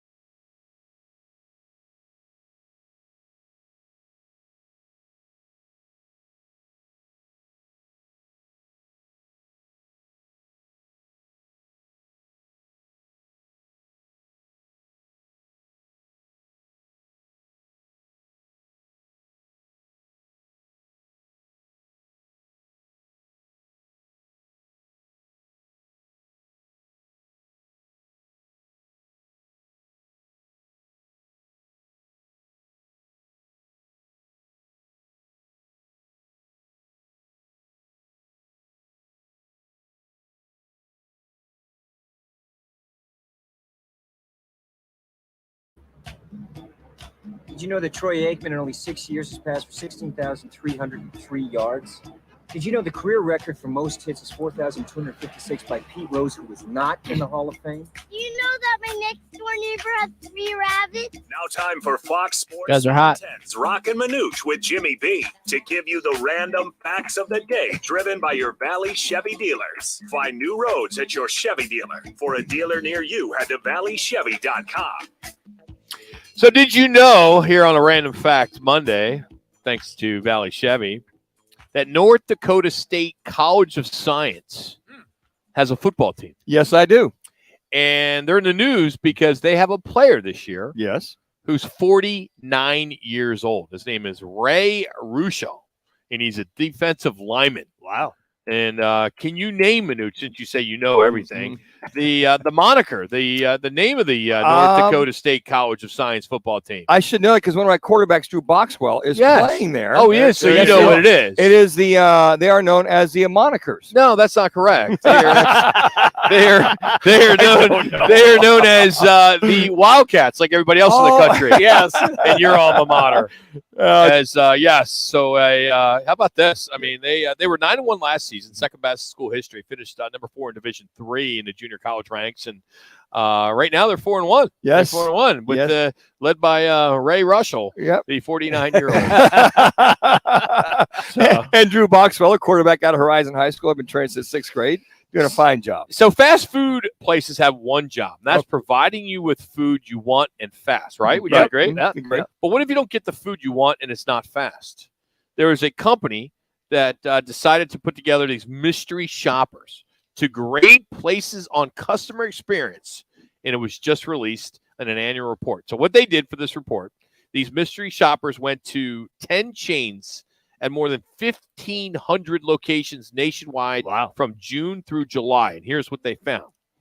The average total time spent in the drive-through, the lane, decreased by about 10 seconds from a year ago. 372 seconds. That's more than 6 minutes. And it's almost a minute longer than the pre-pandemic times, which is interesting because you thought a lot more people were going through the drive-throughs. Yes. Let me get this down. Yeah. Overall, the order accuracy is up about it's about 85% in this year's report, which is about the same as last year. It means that 15% of the orders were not filled correctly. And that's one of the most biggest pet peeves. So I'm going to give you guys a chance here. I have the top 5 fastest, and then I have the dead last this year. Okay. That's all I have in front of me. Can you give me one or two of the fastest chains? I will say Taco Bell and Mickey D's as two of the fastest. Jimmy B? I'm going to go Arby's and Chick-fil-A. Okay. Your 5 fastest chains were KFC was number 1. Wow. Followed by Taco Bell. Okay. Hardee's was number 3. Ooh. Dunkin', which falls in that category, was number 4, and Carl's Jr., which is also Hardee's, came in number 5. It is. Yeah. Believe it or not, Chick-fil-A was number 1 last year. Yeah. Everybody talks about how great their drive-thrus are and how quick. They finished last this year. Last.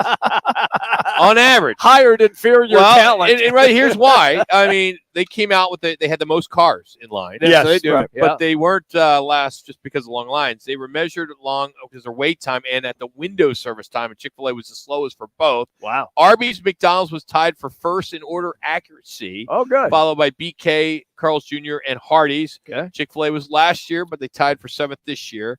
For what it's worth, the most common mistake is including the wrong I'm gonna say the wrong. I'm gonna say the wrong food. I'm gonna say the wrong order. The wrong order. No, I'm going to say the wrong drink. Yes, it's drink. Drink? Yes. Okay. Good job, Manuch. No, if you were I've gotten wondering, the wrong order before. If you were wondering, Starbucks was not included.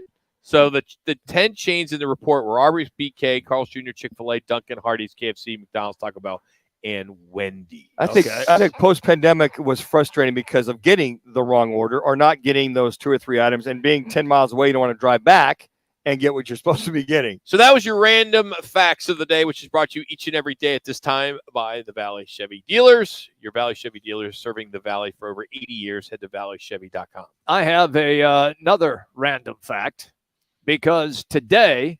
Happy birthday. Well, no. Oh. Today, the Pac-12's rights is now open because the exclusive window with ESPN and Fox is ended. Wow. So the rights are open for the Pac-12. So you'll get some money together? Well, I figured Manuch has got like 20 bucks. That big NFL money I made, right? There you go. My first opening salary, $32,000. Hey, the sound of the weekend that's not football. Okay. Is nuts. And Ben, we're going to go right to the umpire cut, not the first one that I had there. This is what happened yesterday in the wild card game between San Diego and New York. This was unbelievable. None of us have seen this before, where the umpires went out and they did a substance check. Yes. And listened carefully to where they checked. Buck Showalter is walking onto the field, and we'll see what this is about. He's going to talk to Alfonso Marquez at first base, and now Joe Musgrove is kind of looking over there at the manager of the Mets, wondering what's this all about. They bring Melvin out. They're checking the glove of Musgrove. They'll look at the hat. They're checking his ears. Pretty thorough search, and that appears to have yielded nothing. There was how this all came about, allegedly, was social 3 media. minutes. That people were watching the game and saw him kept touching his ear. Mm-hmm.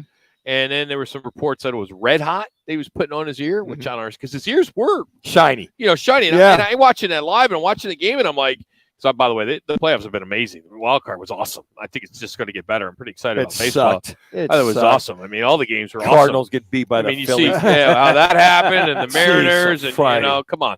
And so we'll get into all that game. What's great about what they're doing wild card is you're watching all these games on the same day. Like tomorrow, Tuesday, first game starts at 11 o'clock with the Phillies and the Braves. Yep. And you get to watch 4 games in the same I day. like it. I love it. Bring it. I mean, if you're going to have that many games, but to see the umpires go out there because someone was, on Twitter or Instagram, gets to the Mets get the Buck gets 2 minutes. out there, and then all of a sudden they're doing a check, and because they couldn't do anything else, he held them to one hit? Yeah. Yes. I mean, His best game in their 7 ass. starts. His best game in 7 starts, Musgrove. He's a hell of a cool pitcher. He He is. was great with Houston. He's great I'm just now glad with they San didn't give him Diego. a cavity search. I know. It's just He like starts feeling his geez. ears. I'm like, I I'm like, go get a damn room for crying out You know loud. You know what that reminded me of? It reminded me of goofy golf fans who will tweet or send messages to the PGA Tour like they do with if Tiger. they see somebody move a blade of grass. So I think I was stunned that they got to him about, well, go check his ears. And then, I mean, the conversation with the umpires was like 3 or 4 minutes. Like, are we sure we want to go check his ears on this? And you have to basically, Buck's like, go over there. And Bo Mel goes over there, man, and goes, okay, do what you got to do. Yeah. Crazy. Rubbing his ears. And I mean, hey, join us this Thursday as we'll broadcast live from Twin Peaks, Scottsdale. Thanks to Blue Moon and Coors Light. Make sure you tune in at 2:45 for your chance to challenge one of the beautiful Twin Peaks girls for our Coors Light Peaks Picks, where you can win a man card. We'll be there from 1 to 4 for the Thursday night game. We'll be at the Scottsdale location. Then the following week, the Cardinals and the Saints are going at it, so we'll be in Glendale for that affair. But again, that's 30 Twin seconds. Peaks, Blue Moon, and Coors Light. Still, you can always enter for the backyard patio grill set. All you got to do is text Peaks to 55678. Well, coming up, you'll hear how the interim head coach for Arizona State feels like, as he did feel, and at least he said, as he's one of the richest man. He's the richest man in the world. Feels like it anyway. So 10 we'll talk to him seconds. about that. Rudy Carpenter, he's got some words he wants to get out off his chest. We'll talk to him about it as well. And Frank Sanders. It's Fox Sports 910.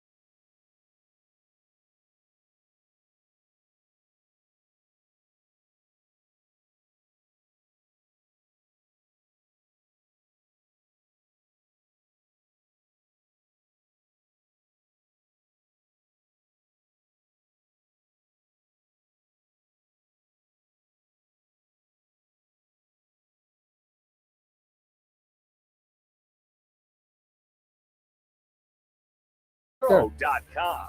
Now time for Calling All Sports with Roc and Manuch with Jimmy B on Fox Sports 910. Hope you're having a great Monday afternoon. It's Roc, Manuch, Jimmy B out here at Casino, Arizona. We're actually coming to you live from the CAZ Sports Bar as we get ready for tonight's Chiefs-Raiders game and an opportunity for you to win some money just for watching football, giving away cash. We've been doing it for 22 years straight. That's a long time. Used to be called Showroom Football. We now call it the Monday Night Tailgate. Cash and prizes. We always have some of our folks that are partners here at Casino Arizona giving away some sample products. Oh, wow. Not sure what the sample product is today, but it's always different. It's something usually new that's out on the market in regards to beverages, cold beverages. I'm here for that. Yes. So Jimmy B's always first in line. He gets the first one. He gets to test the first one. And he shows up early, damn it. Yes, he's been here since 12:30. Yes, and we open the doors at 4, even though we're open now. Actually, 3 o'clock. So it used to be 4, now it's 3. So, and the sports book here is kind of cool too. Yeah. So you can get the lines here as you get some early lines if you come on down and bet maybe some baseball. We were just talking baseball as the 4 games tomorrow.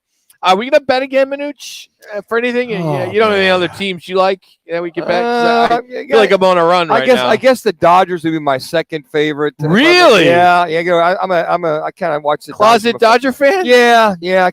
I watch because you saw it a lot when you grew up. Oh my gosh, if it wasn't. So you're a capitalist. It was absolutely. That's great. If it wasn't the Giants, it was the Dodgers. You pay to win. Back in those days, we any baseball was Saturday night baseball or Saturday baseball game of the week. We got the Dodgers.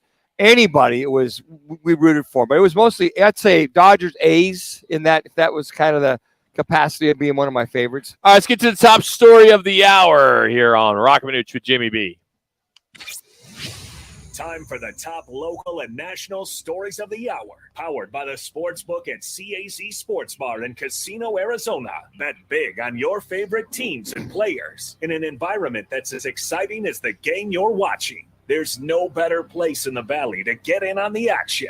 The Sportsbook at CAZ Sports Bar. Now, guys, what's your top story this hour? Well, 2 of them. One is the Cardinals falling to the Eagles by 3 in that field goal. And, of course, the back and forth in regards to what happened at the end. We'll talk to Frank Sanders at 3:30, get his take on that. But something I want to get into today, or at this point of the show, as we've talked a lot of Cardinals throughout the afternoon, is what's going on there at Arizona State. And it was a hell of a win for them to beat Washington. Huge. They've had their number. We know that.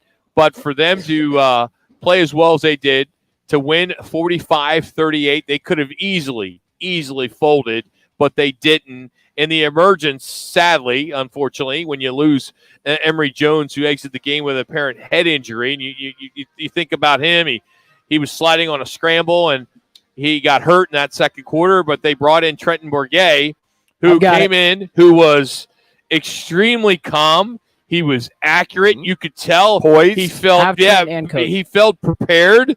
And then hats off to this Sun Devil offensive line, not giving up any sacks in that game, which I thought was tremendous. But this kid who has been in the system for a while, a local Arizona kid, right? Right. And how cool was it for him to get his graduation gift after the game, a brand new white Corvette? How kick-ass was that? I mean, I thought that was neat. You see him, coming out, and his family's out there, and there's that car with his jersey. I think he's number 18. His jersey's sitting right out there. Is it 18? No, it's 16. That was close. That was close. And there he is getting himself a car as he throws for 182 yards and 3 touchdowns. And here he is after the game, Trenton Bourguet.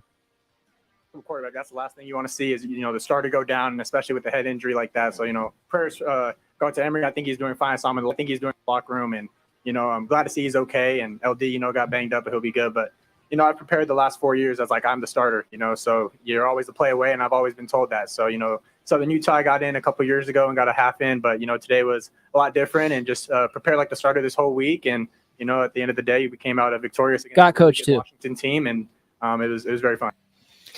So it's like he's been there before. Well, he looks so poised. You remember, a lot of guys, he would say at practice, they say, hey, look, this Trenton Bourguet kid runs a scout team. He's always a backup. you see all these transfers always coming in, but Trent Bourget always seems to beat them out because he studies film all the time. He's basically a gym rat. He's always in there working out. He's always throwing with guys in the summertime. He's studying. Aside from the one interception, for him to lead them be tied up 38 all, lead that team down the field with a lot of poise, hit that little back shoulder touchdown pass in the end zone, no big deal. I love watching that poise. I love seeing that confidence like he's been doing it the last 4 years at Arizona State University. You as a football coach, quarterback coach specifically, Mr. Arizona Whisperer, quarterback whisperer.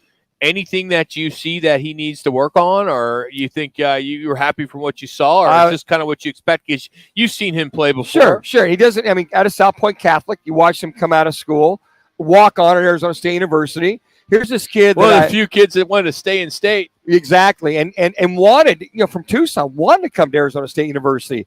The kid has got. If he worked on anything, it might be his escapability, his speed, but that's okay. He's not only a good thrower, he's a good passer. Good anticipation, good timing. Doesn't have the gun that a lot of guys have. And you don't really need that gun in order to be a successful quarterback when you run this offense. Let me ask you, Manuch. I've been knocked in the head a few times, from playing tennis. Yeah. And, it's difficult. And tough sport. I mean, what's the biggest difference between a good thrower and a good passer? Well, I mean, isn't it the same thing? No. The ball leaves your hand. No. And it goes to a receiver. A passer. You're throwing it. You're tossing it. Could I just say tosser? No. Thrower. Yeah, a thrower's passer. A thrower's a guy that guns it about 100 miles an hour all the time. So you just said he's a good thrower and a good passer. He can hum it in there when he needs to. Okay. He's got good touch if he needs to as well, too. Good touch, good anticipation. Can he dink and good dunk? Timing. He can dink and dunk. He doesn't have the great long arm, the deep ball, but he's got good enough. So tosser, or I'm sorry. He's a good passer and thrower is not the same. It's not. Okay. If you have both of those, if you have both of those in your repertoire, Jack's here, our fine resident, is he intern, employee, whatever he is, former receiver, Montana, can tell you sometimes you got to hum it in there. Sometimes you need a little touch. Give me a little touch. Let me go get the ball. Give me a little more air on it versus throwing it 100 miles an hour. So you got guys that are good passers and guys that are good throwers. The guys that can do both of them have escapability, know the game, good time. That's it. Trent Bourget had that kind of game against Washington. Okay, good yes, stuff. He did. Now, a lot of talk about Arizona State interim head coach Sean Aguano, of course, local Arizona guy who I think a lot of people like. I thought it was really cool to see the story that hit. And I want to thank Hode Rubino for this with Devil's Digest. He posted this last night, a letter of recommendation for Coach Sean Aguano from Jason Jewell, who is the president of the Arizona Football Coaches Association, went on talked about him and basically said how all the high school football coaches in the state are in support of him, hopefully being the next head football coach at Arizona State. He goes, here's just a part of what he said. When you look at Coach Aguano, his charisma, his personality, his dedication, his loyalty, and most importantly, honor as an association, we want to have a genuine relationship with all of our state universities, and we believe Coach Aguano can establish that rapport with high school coaches across the state, just like Coach Jed Fish, who's at Arizona, and Chris Ball, who's at NAU, have made it a priority in recruiting our state. Touche. Amen, brother. And after you hear this sound from after that game, listen how genuine, and you hear his personality, hear his dedication. This is one of my favorite clips I've heard in a long time. It's hard not to like this guy, Sean Aguano. This is after the game on Saturday.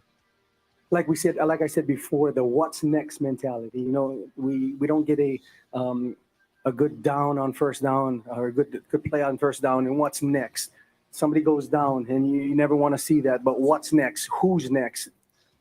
We put in a program. 3 minutes. Our seconds are getting more in practice from a development standpoint, and it actually helped out because Trenton, who prepares as if he was a starter every single day, and he showed that he came and delivered. And so I'm just so baffled at what these kids have been through in the last 3 weeks and how they've performed. I apologize. That's the wrong clip. We're close. We're against it.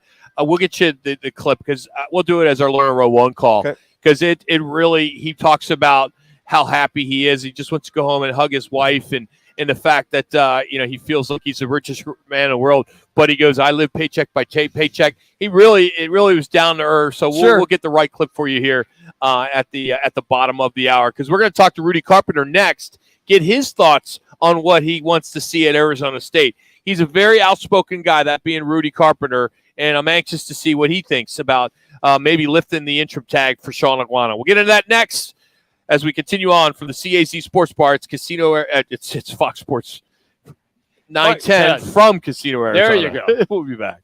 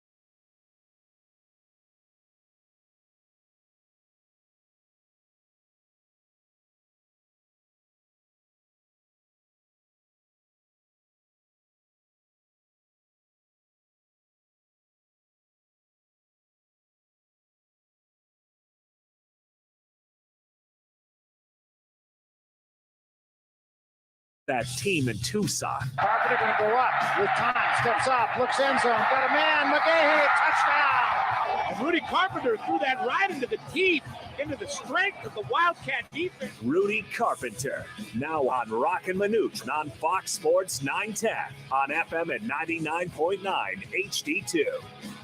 How about those Sun Devils? Upset number 21, then Washington Huskies, 45-38 on Frank Cush Field.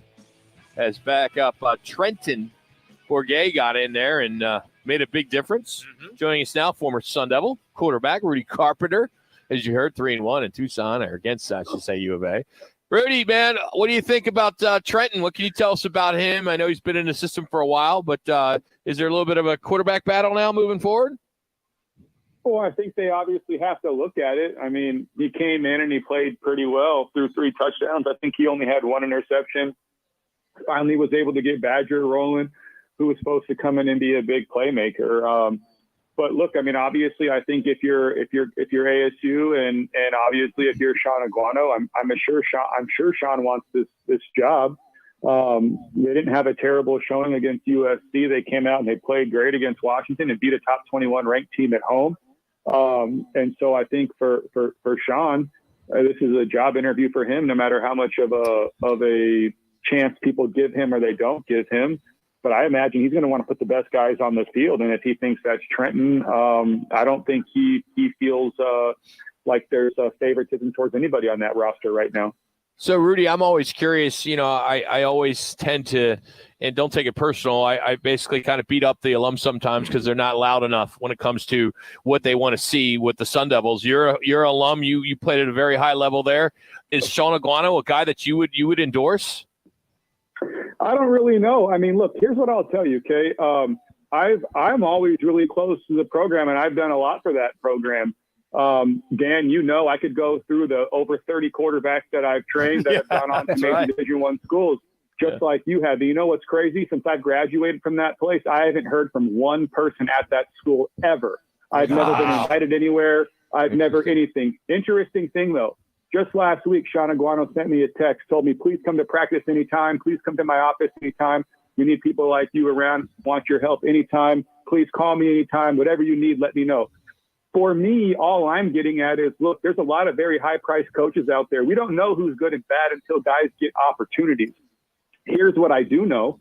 If you go ask players, they'll tell you, and those players are playing hard for Sean. Those players love Sean in the locker room. I thought his post-game speech was great. If Sean can do a couple of things, which is keep it about these players and not about his own checkbook, he'll be able to have a lot more success in which he'll make a lot more money in the long run. And to me, that's the problem with all these college coaches. They piss me off. These guys all think they know everything. Most former NFL players have forgotten more football than most of these college bozos know. They run around their helicopters and their shoe deals, and they act like they run the show, and they don't do anything. They get hired and fired in 4 years, and they keep on rotating, and these athletic directors keep on hiring and firing the same people because they're all scared to do something new.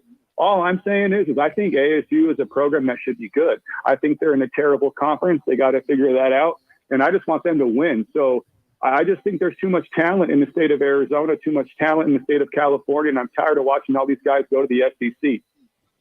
You know, Rudy, amen to that, brother. I got to tell you, the other thing, too, is it was very good to see Sean make the say, hey, look, we won at quarterback with an Arizona kid. You know, you got him from South Point Catholic, that being Trent Bourget, and him coming up here. And I like them. Well, Trenton Bourget. Trenton.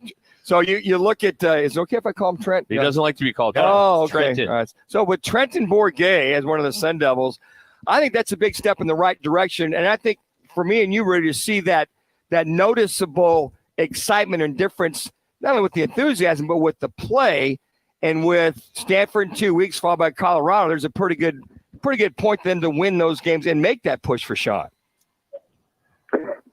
Look, I think there is. I don't know.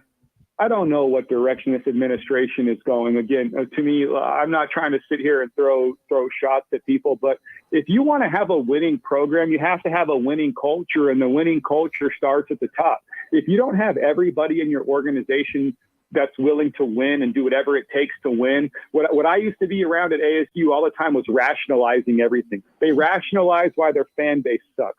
They rationalize why their alumni suck. They rationalize why they're not a 10, 11-win team every single year. And there's all these reasons for why things can't happen. To me, until the head of that school, Michael Crow, decides that athletics is going to be a priority and we're going to dump a whole bunch of money into this, and we're going to hire the best coaches and not just guys with big names who will accept X payment or X dollar amount. Nothing's going to change. So to me, it doesn't really matter who the head coach is until the culture in the entire athletic department changes. Just an opinion. When you look at the baseball team, the basketball team, the girls basketball team, the softball team, all of these teams, they just haven't done a lot in a long time. I want to follow up, Rudy, with what you spoke a little bit about earlier about what Sean has accomplished. Do you know, or can you judge, or at least find out, would he be an effective recruiter and a person who would use the portal the way that it should be used as well? Well, I think that's an interesting question, and I think that's something ASU is going to have to do. All college programs need to come to the realization that the transfer portal is the transfer portal is incredibly important for these guys to evaluate and to be able to recruit out of and to be able to sign guys and acquire talent. It's no different than NFL free agency now. You have to have a full-fledged department who's willing to do this. And I don't know if ASU has made that commitment to go hire a quote-unquote GM and an entire staff that's job is to make sure they're scouting players on other rosters and that they have a good understanding for who might transfer and who might not, who is in that portal. So until ASU does that, I don't know if it's a Sean Aguano issue or if it's a resource issue. To answer your other question about him as a recruiter, look, a good head coach is going to go find a really good strength and conditioning coach. A good head coach is going to go find a really good offensive line coach. A good head coach is going to go find two really good coordinators, offensive and defensive coordinators.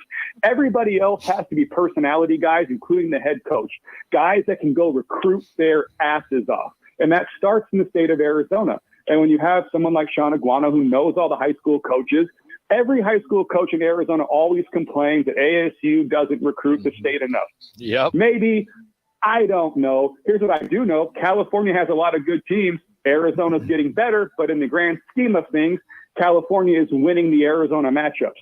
So, still a big state to compete against. Arizona State has to recruit out of California too.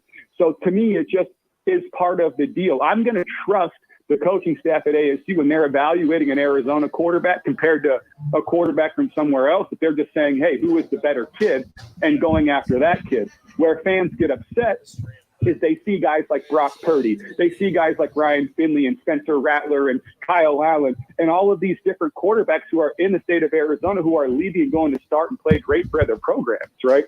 I just think that what Sean is, it doesn't matter how much football he knows. It doesn't matter how great of a coach he is. What matters is how great of an organizer he is and how respected he is and how great he can go recruit. And his personality is of one that has been of service. He's always been an educator, not making a lot of money to do the same exact job he's doing now. So to me, he's somebody who will keep it about the program, keep it about the kids, understanding the experience and the things these kids are going through, not just like all these other coaches who want to be here for 2, 3, 4 years and get a bigger, better job. I think Sean is somebody who would stay here forever and be happy. And to me, that's an alumni issue too, because when you're constantly changing coaching staffs, none of these coaches have any allegiance to the players that came before. None of them do. I mean, we just watched Herm Edwards and the idiots over there fire Derek Hagan, your school's all-time leading greatest receiver. They just fired him. Gone for no reason because Antonio Pierce. I mean, who does stuff like this? You treat a Hall of Famer at your school like this? It's insanity to me. So would you endorse Sean Aguano as the next head football coach? I don't know. I have to see the guy. I mean, I don't really know. What I endorse is ASU doing their due diligence. Okay. I endorse Michael Crow and whoever this athletic director is going to be, and if it's Ray, to do their due diligence and to go find the best head coach. Maybe that's the San Jose State staff. That's a great program right now. That's a great team. That's an interesting job, right? But you got to get ahead of this because you got some jobs open, including jobs like Colorado and teams that aren't sitting behind possible bowl bans and loss of scholarships. So to me, ASU is not raking in the money. The Pac-12 is not a strong conference anymore. You have bowl ban possibly lingering, and you have scholarship issue. Sean Aguano might make sense because he's probably going to be your cheapest option, one of your best recruiters that can keep your recruiting class together. So they might not have a choice. Yeah, and Rudy, I thought it was interesting yesterday. Jason Jewell, who's the president of the Arizona Football Coaches Association, sent a letter of recommendation to Arizona State on behalf of all the high school coaches in the state of Arizona to support Sean Aguano. And I thought that says a lot. You don't see or hear about that very often. Yeah, you don't. And I think that's great that Jason Jewell did that. He's got a good job at Brophy. He's been around a long time at Glendale. I also wonder guys like Jason Jewell and Jason Mons and everybody else trying to position themselves for jobs if Sean Aguano gets a job, because we all know every one of these high school coaches thinks they're a college coach too. That's so true. Rudy, we love the passion, man. Thanks so much for jumping on, talking some Sun Devil football. We'll get you next week, talk some Cardinals. Thank you. Thanks, Rudy. Thanks for having me on.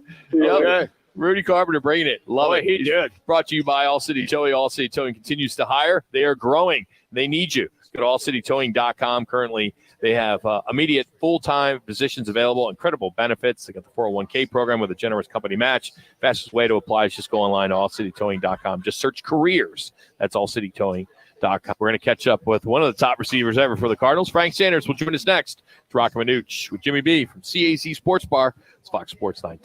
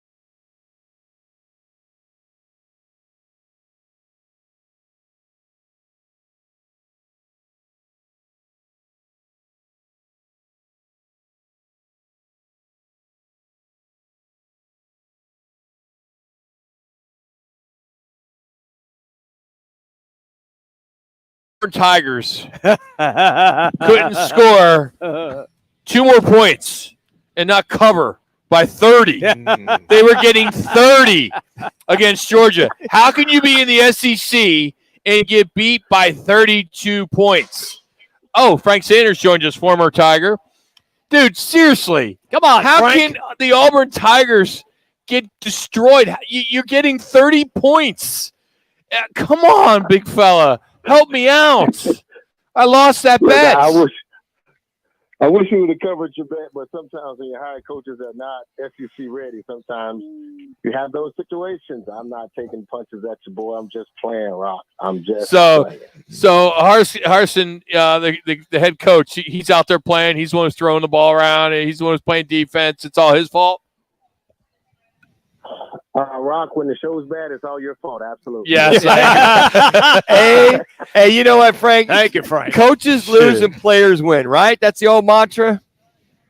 Absolutely, man. That's how it is. Unfortunately, though, real talk, Auburn's just not the team they need to be. The turmoil that we saw take place between the losing of the AD and the athletic director, Mr. Green, he's gone, and then also the combination of not making a true decision on your head coach in the midst of when you're really supposed to be recruiting hurt us tremendously bad. And I think that is just a downfall we're having to suck up right now. Man. I'd be surprised if he dares next year. And the Auburn Tigers, they don't look like they need to look because they wasn't able to recruit the way they need to recruit this year. And so, unfortunately, we couldn't cover your 30, but God dang, 30 points. That's it. I know you would never think that Auburn would get 30 against anybody, right? No. I mean, it just that was something. That's all right. Well, I'll move on. I'll try again. You okay now, Rock? Yeah, right? to get that off. I figured you did. Hey, so with that being said, it's not just one person, right? When it affects a loss, would you make the case that you can't just blame the kicker on missing it on Sunday against the Phillies, the Philadelphia Eagles? No, I can't blame the kicker for missing it, and I will not blame the kicker if it was for us to go in overtime. If it was for the win and he missed it, yes, I'd blame the kicker. Okay. So, but because he got one job to do. Now, the other day, I will say that everything that you work on, and I will say this here, no one's really talking about this, but football is played situationally. Yep. That's just consistently. We practice, Wednesday's practice is just installment days of what we're getting ready to do versus the next opponent, and it's pretty much basic packages. The next day on Thursdays, it is all third down installations that we're working on, short distance, long distance, specifically. Fridays, we work on special teams and in the red zone. And so everything is situational. You look at the time management, the no timeouts, where we started from, what we have to do. The number one questions you start asking the quarterback is, these are the plays we want to run. This is what we need to get into. And then you look at your kicker and you say, hey, you look at the special team coach and say, what is it, the distance, what yard we need to get to just in case we need to kick a field goal to tie this game up. And those are the two things that happen. Then you go out and play football. You're absolutely right, Rob. You go out and play football. The coach he's not coaching for the most part anymore until you get to that moment where you have to make a decision. Either you spike the ball, kill the ball, or you go for it all. And I think that's just, it didn't work out for the Cardinals. It was a great game. It would have been an absolutely fabulous, a good opportunity to go into overtime if we had that opportunity. But when the kicker doesn't do his job, it's definitely on the kicker. Well, and we can bemoan the fact all day long. Frank, you guys are quarterback. I'm putting this on the QB and the guys on silent. You got to know you're down a distance. And whether you think you got a first down or not, number one, you got to know where that line is, the line to gain. To cross it, make sure you've crossed it. Second of all, before you line up and spike anything, you got to know what's going on the sideline. I don't care what's shown. Those yardsticks, and that official's the one's going to dictate what the down and distance is. That was a major gaffe by that sideline in Kyler Murray. Well, I mean, I would say this here. If you told you needed a certain yardage, that's what you're trying to get. The first down would have been nice to have, but it probably would have gave us another 12, 15, 18 seconds to work with to possibly throw two more passes that might have worked out and they got us closer for a field goal. Or we hope that we'd have got something that would have made a touchdown. Those are hypotheticals. But the reality is that when you tell me I need to get to the 35-yard line and I get there, we've given ourselves the best chance to keep this thing going. And you got one guy that needs to do a job. Now, if the kick got blocked, that'd be one thing. If the snap was bad, that'd be another thing. But it's on you. Perfect snap, perfect holder puts it down, and you got a chance to do your job. He just didn't get it done. And I mean, Tyler not getting the first down still doesn't say that we didn't have a down to do it. We gave ourselves the best chance we had, which is to kick a 43-yard field goal, which everyone over the last couple of 24 hours have been talking about. That's a chip shot for any kicker on any level from the standpoint, or definitely on a professional level. Frank, just 28 targets amongst Zach Ertz, Hollywood Brown, Rondale Moore. Only 6 receivers caught the ball. 28 targets amongst those 3. Does that give you any kind of pause for concern that might, instead of reading the defense as a whole, he might have been not being Kyler kind of pre-reading, pre-thinking before he threw the ball, and see 28 targets amongst 3 individuals? I know it's pretty crazy, right? That doesn't seem like an air raid show or an offense that primarily runs out of the shotgun, where you're throwing the ball, 70 to 30, 70% of the time when your quarterback's in the shotgun. So to me, I definitely think there was a lack of something there in regards to targeting and targeting his guys. He either took what they gave him and watched how the game played out. But in reality, what we think our offense is supposed to be doing and what we're actually getting, Manuch, it's exactly what it is. There's nothing to be amazed about. Only when players are making plays, you can kind of feel that amazement in it. Rondale Moore catches the pass, you see the speed, you see the explosiveness, but that's 1 or 2 plays that you can only see of that. Hollywood Brown ending up with, almost 7 catches or maybe 7 catches. 8 catches. 87 yards. 8 catches. That tells you that. And he looks really good when he's getting it. But our offense is not what we think it is. And I think that's it's either, and again, I can look at the defense and I watch the game. I can say that the defense was not an amazing defense that we couldn't have did more against. I just don't think that it's exactly what it is right now, and we have to find better ways to score more points in the red zone, and again, find better ways to get the ball out of his hand into the right person. All right, Frank, let me follow up with that then. Is that a lack of creativity in the offense? Are they stagnant? So Jimmy, watch. I say this here. So we doing the podcast and having a bunch of chances to watch the game. Everyone's like, man, quit throwing those damn screens to Rondale. Quit throwing those screens to Rondale. They worked for the Eagles. Sure. Yeah. It worked for the Eagles. And now I got to go back and say, maybe it's not just that it's just a screen. Maybe it's the scheme it's run and how it's run. They sent the tight end out.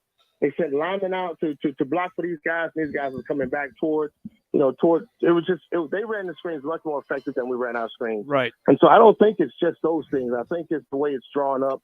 And Manuch, you can correct me, but we're watching the game. They're getting the screen plays off. Tight end caught a screen. Yeah. Receivers on left side, receiver caught a screen. The right side receiver caught a screen. The line judge caught a screen. The guy that was in the stands caught a screen. Well, to that point, we got first down. We got first down. And Frank, let me to your point. When you talk about Philadelphia that way, you look at Devontae Smith, who's on my fantasy, had a hell of a game. You saw a lot of screens to him, quick routes. He was averaging over 8.5 yards per catch, which means he was catching, getting the block, getting on the field, and they were having success with those because of what you said, getting blocking, breaking tackles. So there's schematically, the Cardinals aren't doing something what other teams are doing as far as blocking, or maybe it's the wrong people blocking downfield. But to your point, you're right. They were more successful when you look at the yards per catch. And when a guy has 11 targets and 10 catches for 87 yards going, that's pretty damn successful. He never caught any more than 10 yards down the field. That's what I'm talking about when I say. So sometimes when Jimmy B, to answer your question is yes, sometimes our schemes and what we're running, it's just not at its best, and I say that respectfully. It's just not at its best. Now, what we saw in the second quarter and the third quarter, we saw a change of offense. They started running different sets. Yes. Your boy Hollywood Brown was on the right side most of the time, and he moved back left. They moved guys around. They gave us formational changes that we've been asking for on this program for the last 3 years, and they did that. and we started having success. So I guess 3 minutes. The little Tweety bird that we got out here, man, is working and getting in these guys' ears, because it requires you to have some sense of creativity with these guys that you got. This is not just backyard football where you just, you call plays and you hope that it works. You have to actually be attacking your opponent some kind of way. And I think that's sometimes we're missing that. And it's just not working out the way we need it to work out. And so that Jimmy B, it's calling the play, it's how the plays are drawn up, and then you got to have the guys go out and execute it. And I don't think it's all working together at the same time. That's why it doesn't look as good as it needs to. Frank, is there anything they can do during the week to change the first quarter? 2 minutes. Please. Smoke cigarettes. Smoke cigarettes? Cigarettes? The funny kind? The kind that are legal? Then they'll be all sleepy in that first quarter. Well, they're already sleepy for crying out loud. Medicinal purposes only. Oh. No, I'm just saying. No, man. I've been there before, and I really say this, guys, respectfully. You saw us when we was at AFC Stadium when it was me, Sure. Jake, Yeah. guys, A lot. and sputtered the first. Right, and we sputtered a lot in the first quarter. Either Jake threw a pick or something happened, or we just couldn't get it. We remember, Frank. Yeah, you don't want to remind the Red Sea. Yeah. Every time I hear that, I remember it just as well as you guys. It was horrible, but then we figured some things out. We got the right packages in play. It wasn't so scripted, and I think that the guys kind of got their flow a little earlier. Kyler's still begging these guys to get ready to play at a faster level. They tried to do that, and it got better at that in the second quarter, and we saw the adjustments they made. They did it. I don't know if they had to go through the first 12 plays that they got scripted, the first 15 plays scripted, but is there anything that they can do? You're either gonna make the decision that you're coming to punch your opponent in the mouth, or you don't, or you're not. And that's honestly, it's a mentality between the players understanding that the plays we got drawn up are not basic plays. They're plays specifically made for you to be explosive and to go out and do things different. We saw what happened in the second quarter by moving guys around and attacking certain spots in their defenses. And we may start making explosive plays.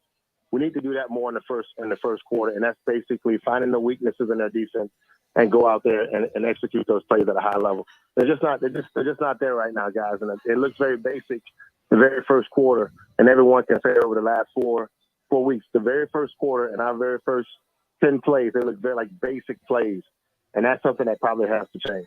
You want to hear more 81? Go to GoPHNX. That's Frank Sanders joining us here on the Right Toyota guest side. Frank, good stuff as always, buddy. I'm not betting on Auburn the rest of the year. Just so you know, I'm done.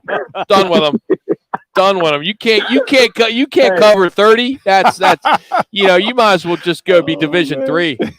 Come on. Hey, wow, hey, all that money you're making must not be going back to the school. There you go. Got to work on that NIL. Hey, Frank, Matt Rule's available. Matt, yeah, I know that. I can't give that to the players because they're already making more money than I did when I was at school. Yeah, that's so true. Let it go, Frank. Thanks, it go. Frank. Appreciate it, buddy. Have a good week. That's Frank Sanders. Number 81. That when he played for the Cardinals. Hey, coming up, our Learner Row 1 call. We're going to take you back to after the game between Arizona State and Washington. You're going to hear from the coach, Sean Aguano. It's some pretty cool stuff as he'll get into that. And then we'll give you our what's on tap tonight and this week. As we've got a good one tonight for Monday night as we're out here at the CAZ Sports Bar in Casino, Arizona. It's Roc and Manuch with Jimmy B, Fox Sports 910. This is the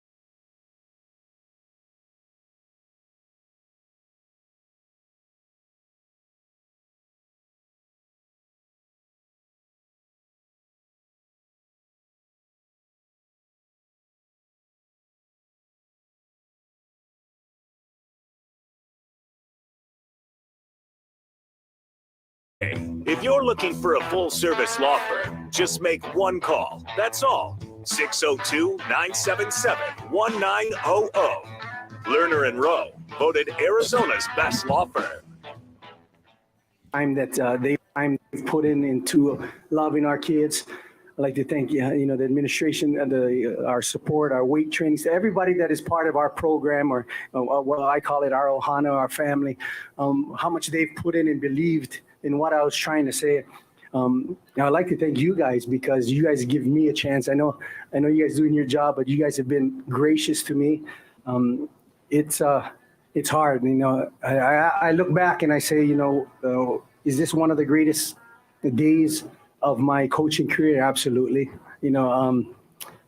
I feel like I'm the richest man in the world right now, not by monetary. I trust me.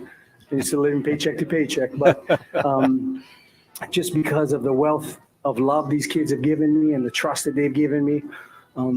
As an educator, you try to correct, and hopefully they get it. And you try to speak to them and teach them, and hopefully they get it. And you ask them to love and trust, and hopefully they get it. Today kind of shows there is no secret to success in coaching. It is loving these kids and making sure you inspire them. And I can't wait to go and hug my wife and my kids and just celebrate. But guys are hot. I hope Michael Crow has that. I know, he saw it. He heard it. That was after the winning over Washington. That's Sean Aguano. He'll be on our show later this week. I don't know. I pulled that. I just thought that was just, if Michael Crow's going to go down that road like he always does, he's okay with mediocrity, but he's also really truly cares about educating. You heard him, Sean Aguano. He's an educator. He came up as a teacher, came up as a coach. He still is doing the same thing now as an interim head coach at Arizona State. I think he makes sense when it comes to how you're going to pay him. If you got a tight budget, you got to pay Herm off what you owe him, and even some of your other mistakes in the past too, you're paying. Still, you're going to get Coach Aguano at a pretty good price. Why not give him a shot? You can't get any worse. I think you hear Sean Aguano's heart. Ohana. Yeah. It's all about family. And I know Sean for many, many years. I've coached with him, did his quarterback camps at Chandler High School. He's the real thing. He's legit. Nothing phony about him. I keep hearing that quite a bit. This is what we do. This is how we're going to do it. And if you don't like how we're going to do it, then this is not the place for you, kind of thing. But he's always wants to make guys better, look at the mistakes, and move on. And the sincerity, the trust in his voice, and the teaching aspect, keyword there, teaching aspect of making these guys better and better and better, and everybody buying in. I mean, he had the entire team within the second week for dinner. I mean, he had a big dinner there for the entire team. Coaches, their wives, everybody said, look, we're a family here, guys. We're going to win this together. If we lose, let's go make up and see why we lost. And if you were listening earlier, Rudy Carpenter, he was pretty adamant about what he liked to see here at Arizona State and recruiting in state. Sean can do that and will do that if he's called upon to take over this job. I think it'd be great. I really do. I mean, I think when they hired Herm, they thought, oh my gosh, if you're a parent, Herm walks into your living room. Yep. Wow, you're going to want to play for him. I think the same could apply for Sean Aguano. Absolutely. By the way, I just found out we'll have Sean at 1:15 on Wednesday. Coach Aguano, 1:15 on Wednesday. Good to hear. So let's get to what's on tap tonight. What's on tap, powered by 72 Soul. A look at the top sports action tonight on TV. Get our price, a higher price at 72soul.com. All right here from the CAZ Sports Bar in Casino, Arizona. Monday Night Football, Chiefs and Raiders. Chiefs lead the all-time series 70-54-2, and the Chiefs are 15-3 versus the Raiders since 2013. Have not lost since at home against the Raiders since 2020. That's coming up tonight here in just about an hour and a half or so. Monster crowd here tonight. Suns and Nuggets tonight at 6 o'clock. No TV on that. But to get you ready for tomorrow and baseball, Phillies at Braves will get you started early. That hurts. 10 o'clock in the morning on Fox. And then it's Seattle at Houston at about 12:30, followed by Cleveland in New York, that being the Yankees, at 4:30 TBS. And then the nightcap is San Diego are in LA for the Dodgers at 6:37 on FS1. We got ASU hockey coming up this week. Looking forward to that. You'll hear it here on Friday as they got Colgate over the weekend. And then, of course, we're the home of the NFL. We got 2 games for you. We got Jets at Packers, and then the night game, the Jets and Packers is what we have. I don't think that's correct with Giants at Cowboys because it is Eagles at Cowboys. So I stand corrected. That is our program director not giving my Eagles some love here. It's Eagles. Talk about a game. Cowboys. That is the night game this weekend, Sunday night game. So we stand corrected there. Anyway, there you have it. What's on tap, powered every day here on Roc and Manuch with Jimmy B. By America's leading home selling program. That's 72 Sold. How can you not know by now? We've been telling you every day that 72 Sold is the easiest way to sell your home for top dollar, top cash. So for the easiest, fastest, most profitable way to sell your home, head to 72sold.com. That's 72sold.com. Get a higher price for your home. Go to 72sold.com. Chiefs fans already in the house. Yeah, he's here every week. Damn Chiefs With the fan. Mahomes shirt on. He's ready. He's always styling. Yeah, he's been waiting. That's why he's here so early. Had to get his seat, his lucky seat. It's all right. We're giving away cash. Jackpot starts at $900. We'll be doing cash giveaways with our Kickoff Jackpot, our squares, our props, our throw for dough, all here at Casino Arizona, 101 of McKelb's in the CAZ Sports Bar. So we do it every Monday. We've been doing it for 22 years, and I think we kind of know what we're doing. Yeah, I think so. I think we have still learning a little bit on it. Jax is still he's getting better. Yeah, he's getting there. And I think for those of you that are really into we've all been interns and you all understand how internships work. Well, we've had one for the last 10 years. His name is Barney. He'll be back tonight. Oh, Barney's back. He's my favorite. Intern. Barney. Yeah, he's the oldest intern. Yeah. He's kind of everybody's similar favorite. to that, South Dakota, North Dakota State we talked about, the North Dakota 49-year-old. Yes, North playing Dakota for- State School of Science. So we have a 65-year-old intern. So, by the way, we're always looking just in case, but he'll be here as there's a line to get in. So we'll see you here at Casino Arizona. Appreciate it. Tomorrow, same time, same channel, 1 o'clock. We'll get it all started. Going to be packed here tonight. Yes. And don't forget, you can always vote for our State 48 Roofing It's Your Call question today, which can be found on our Twitter page at Roc and 10 Manuch. seconds. So for Ben, Jax, Manuch, and Jimmy B, and Rock, have a great night. Hopefully you'll come down and see me in about an hour here at Casino Arizona. Good night.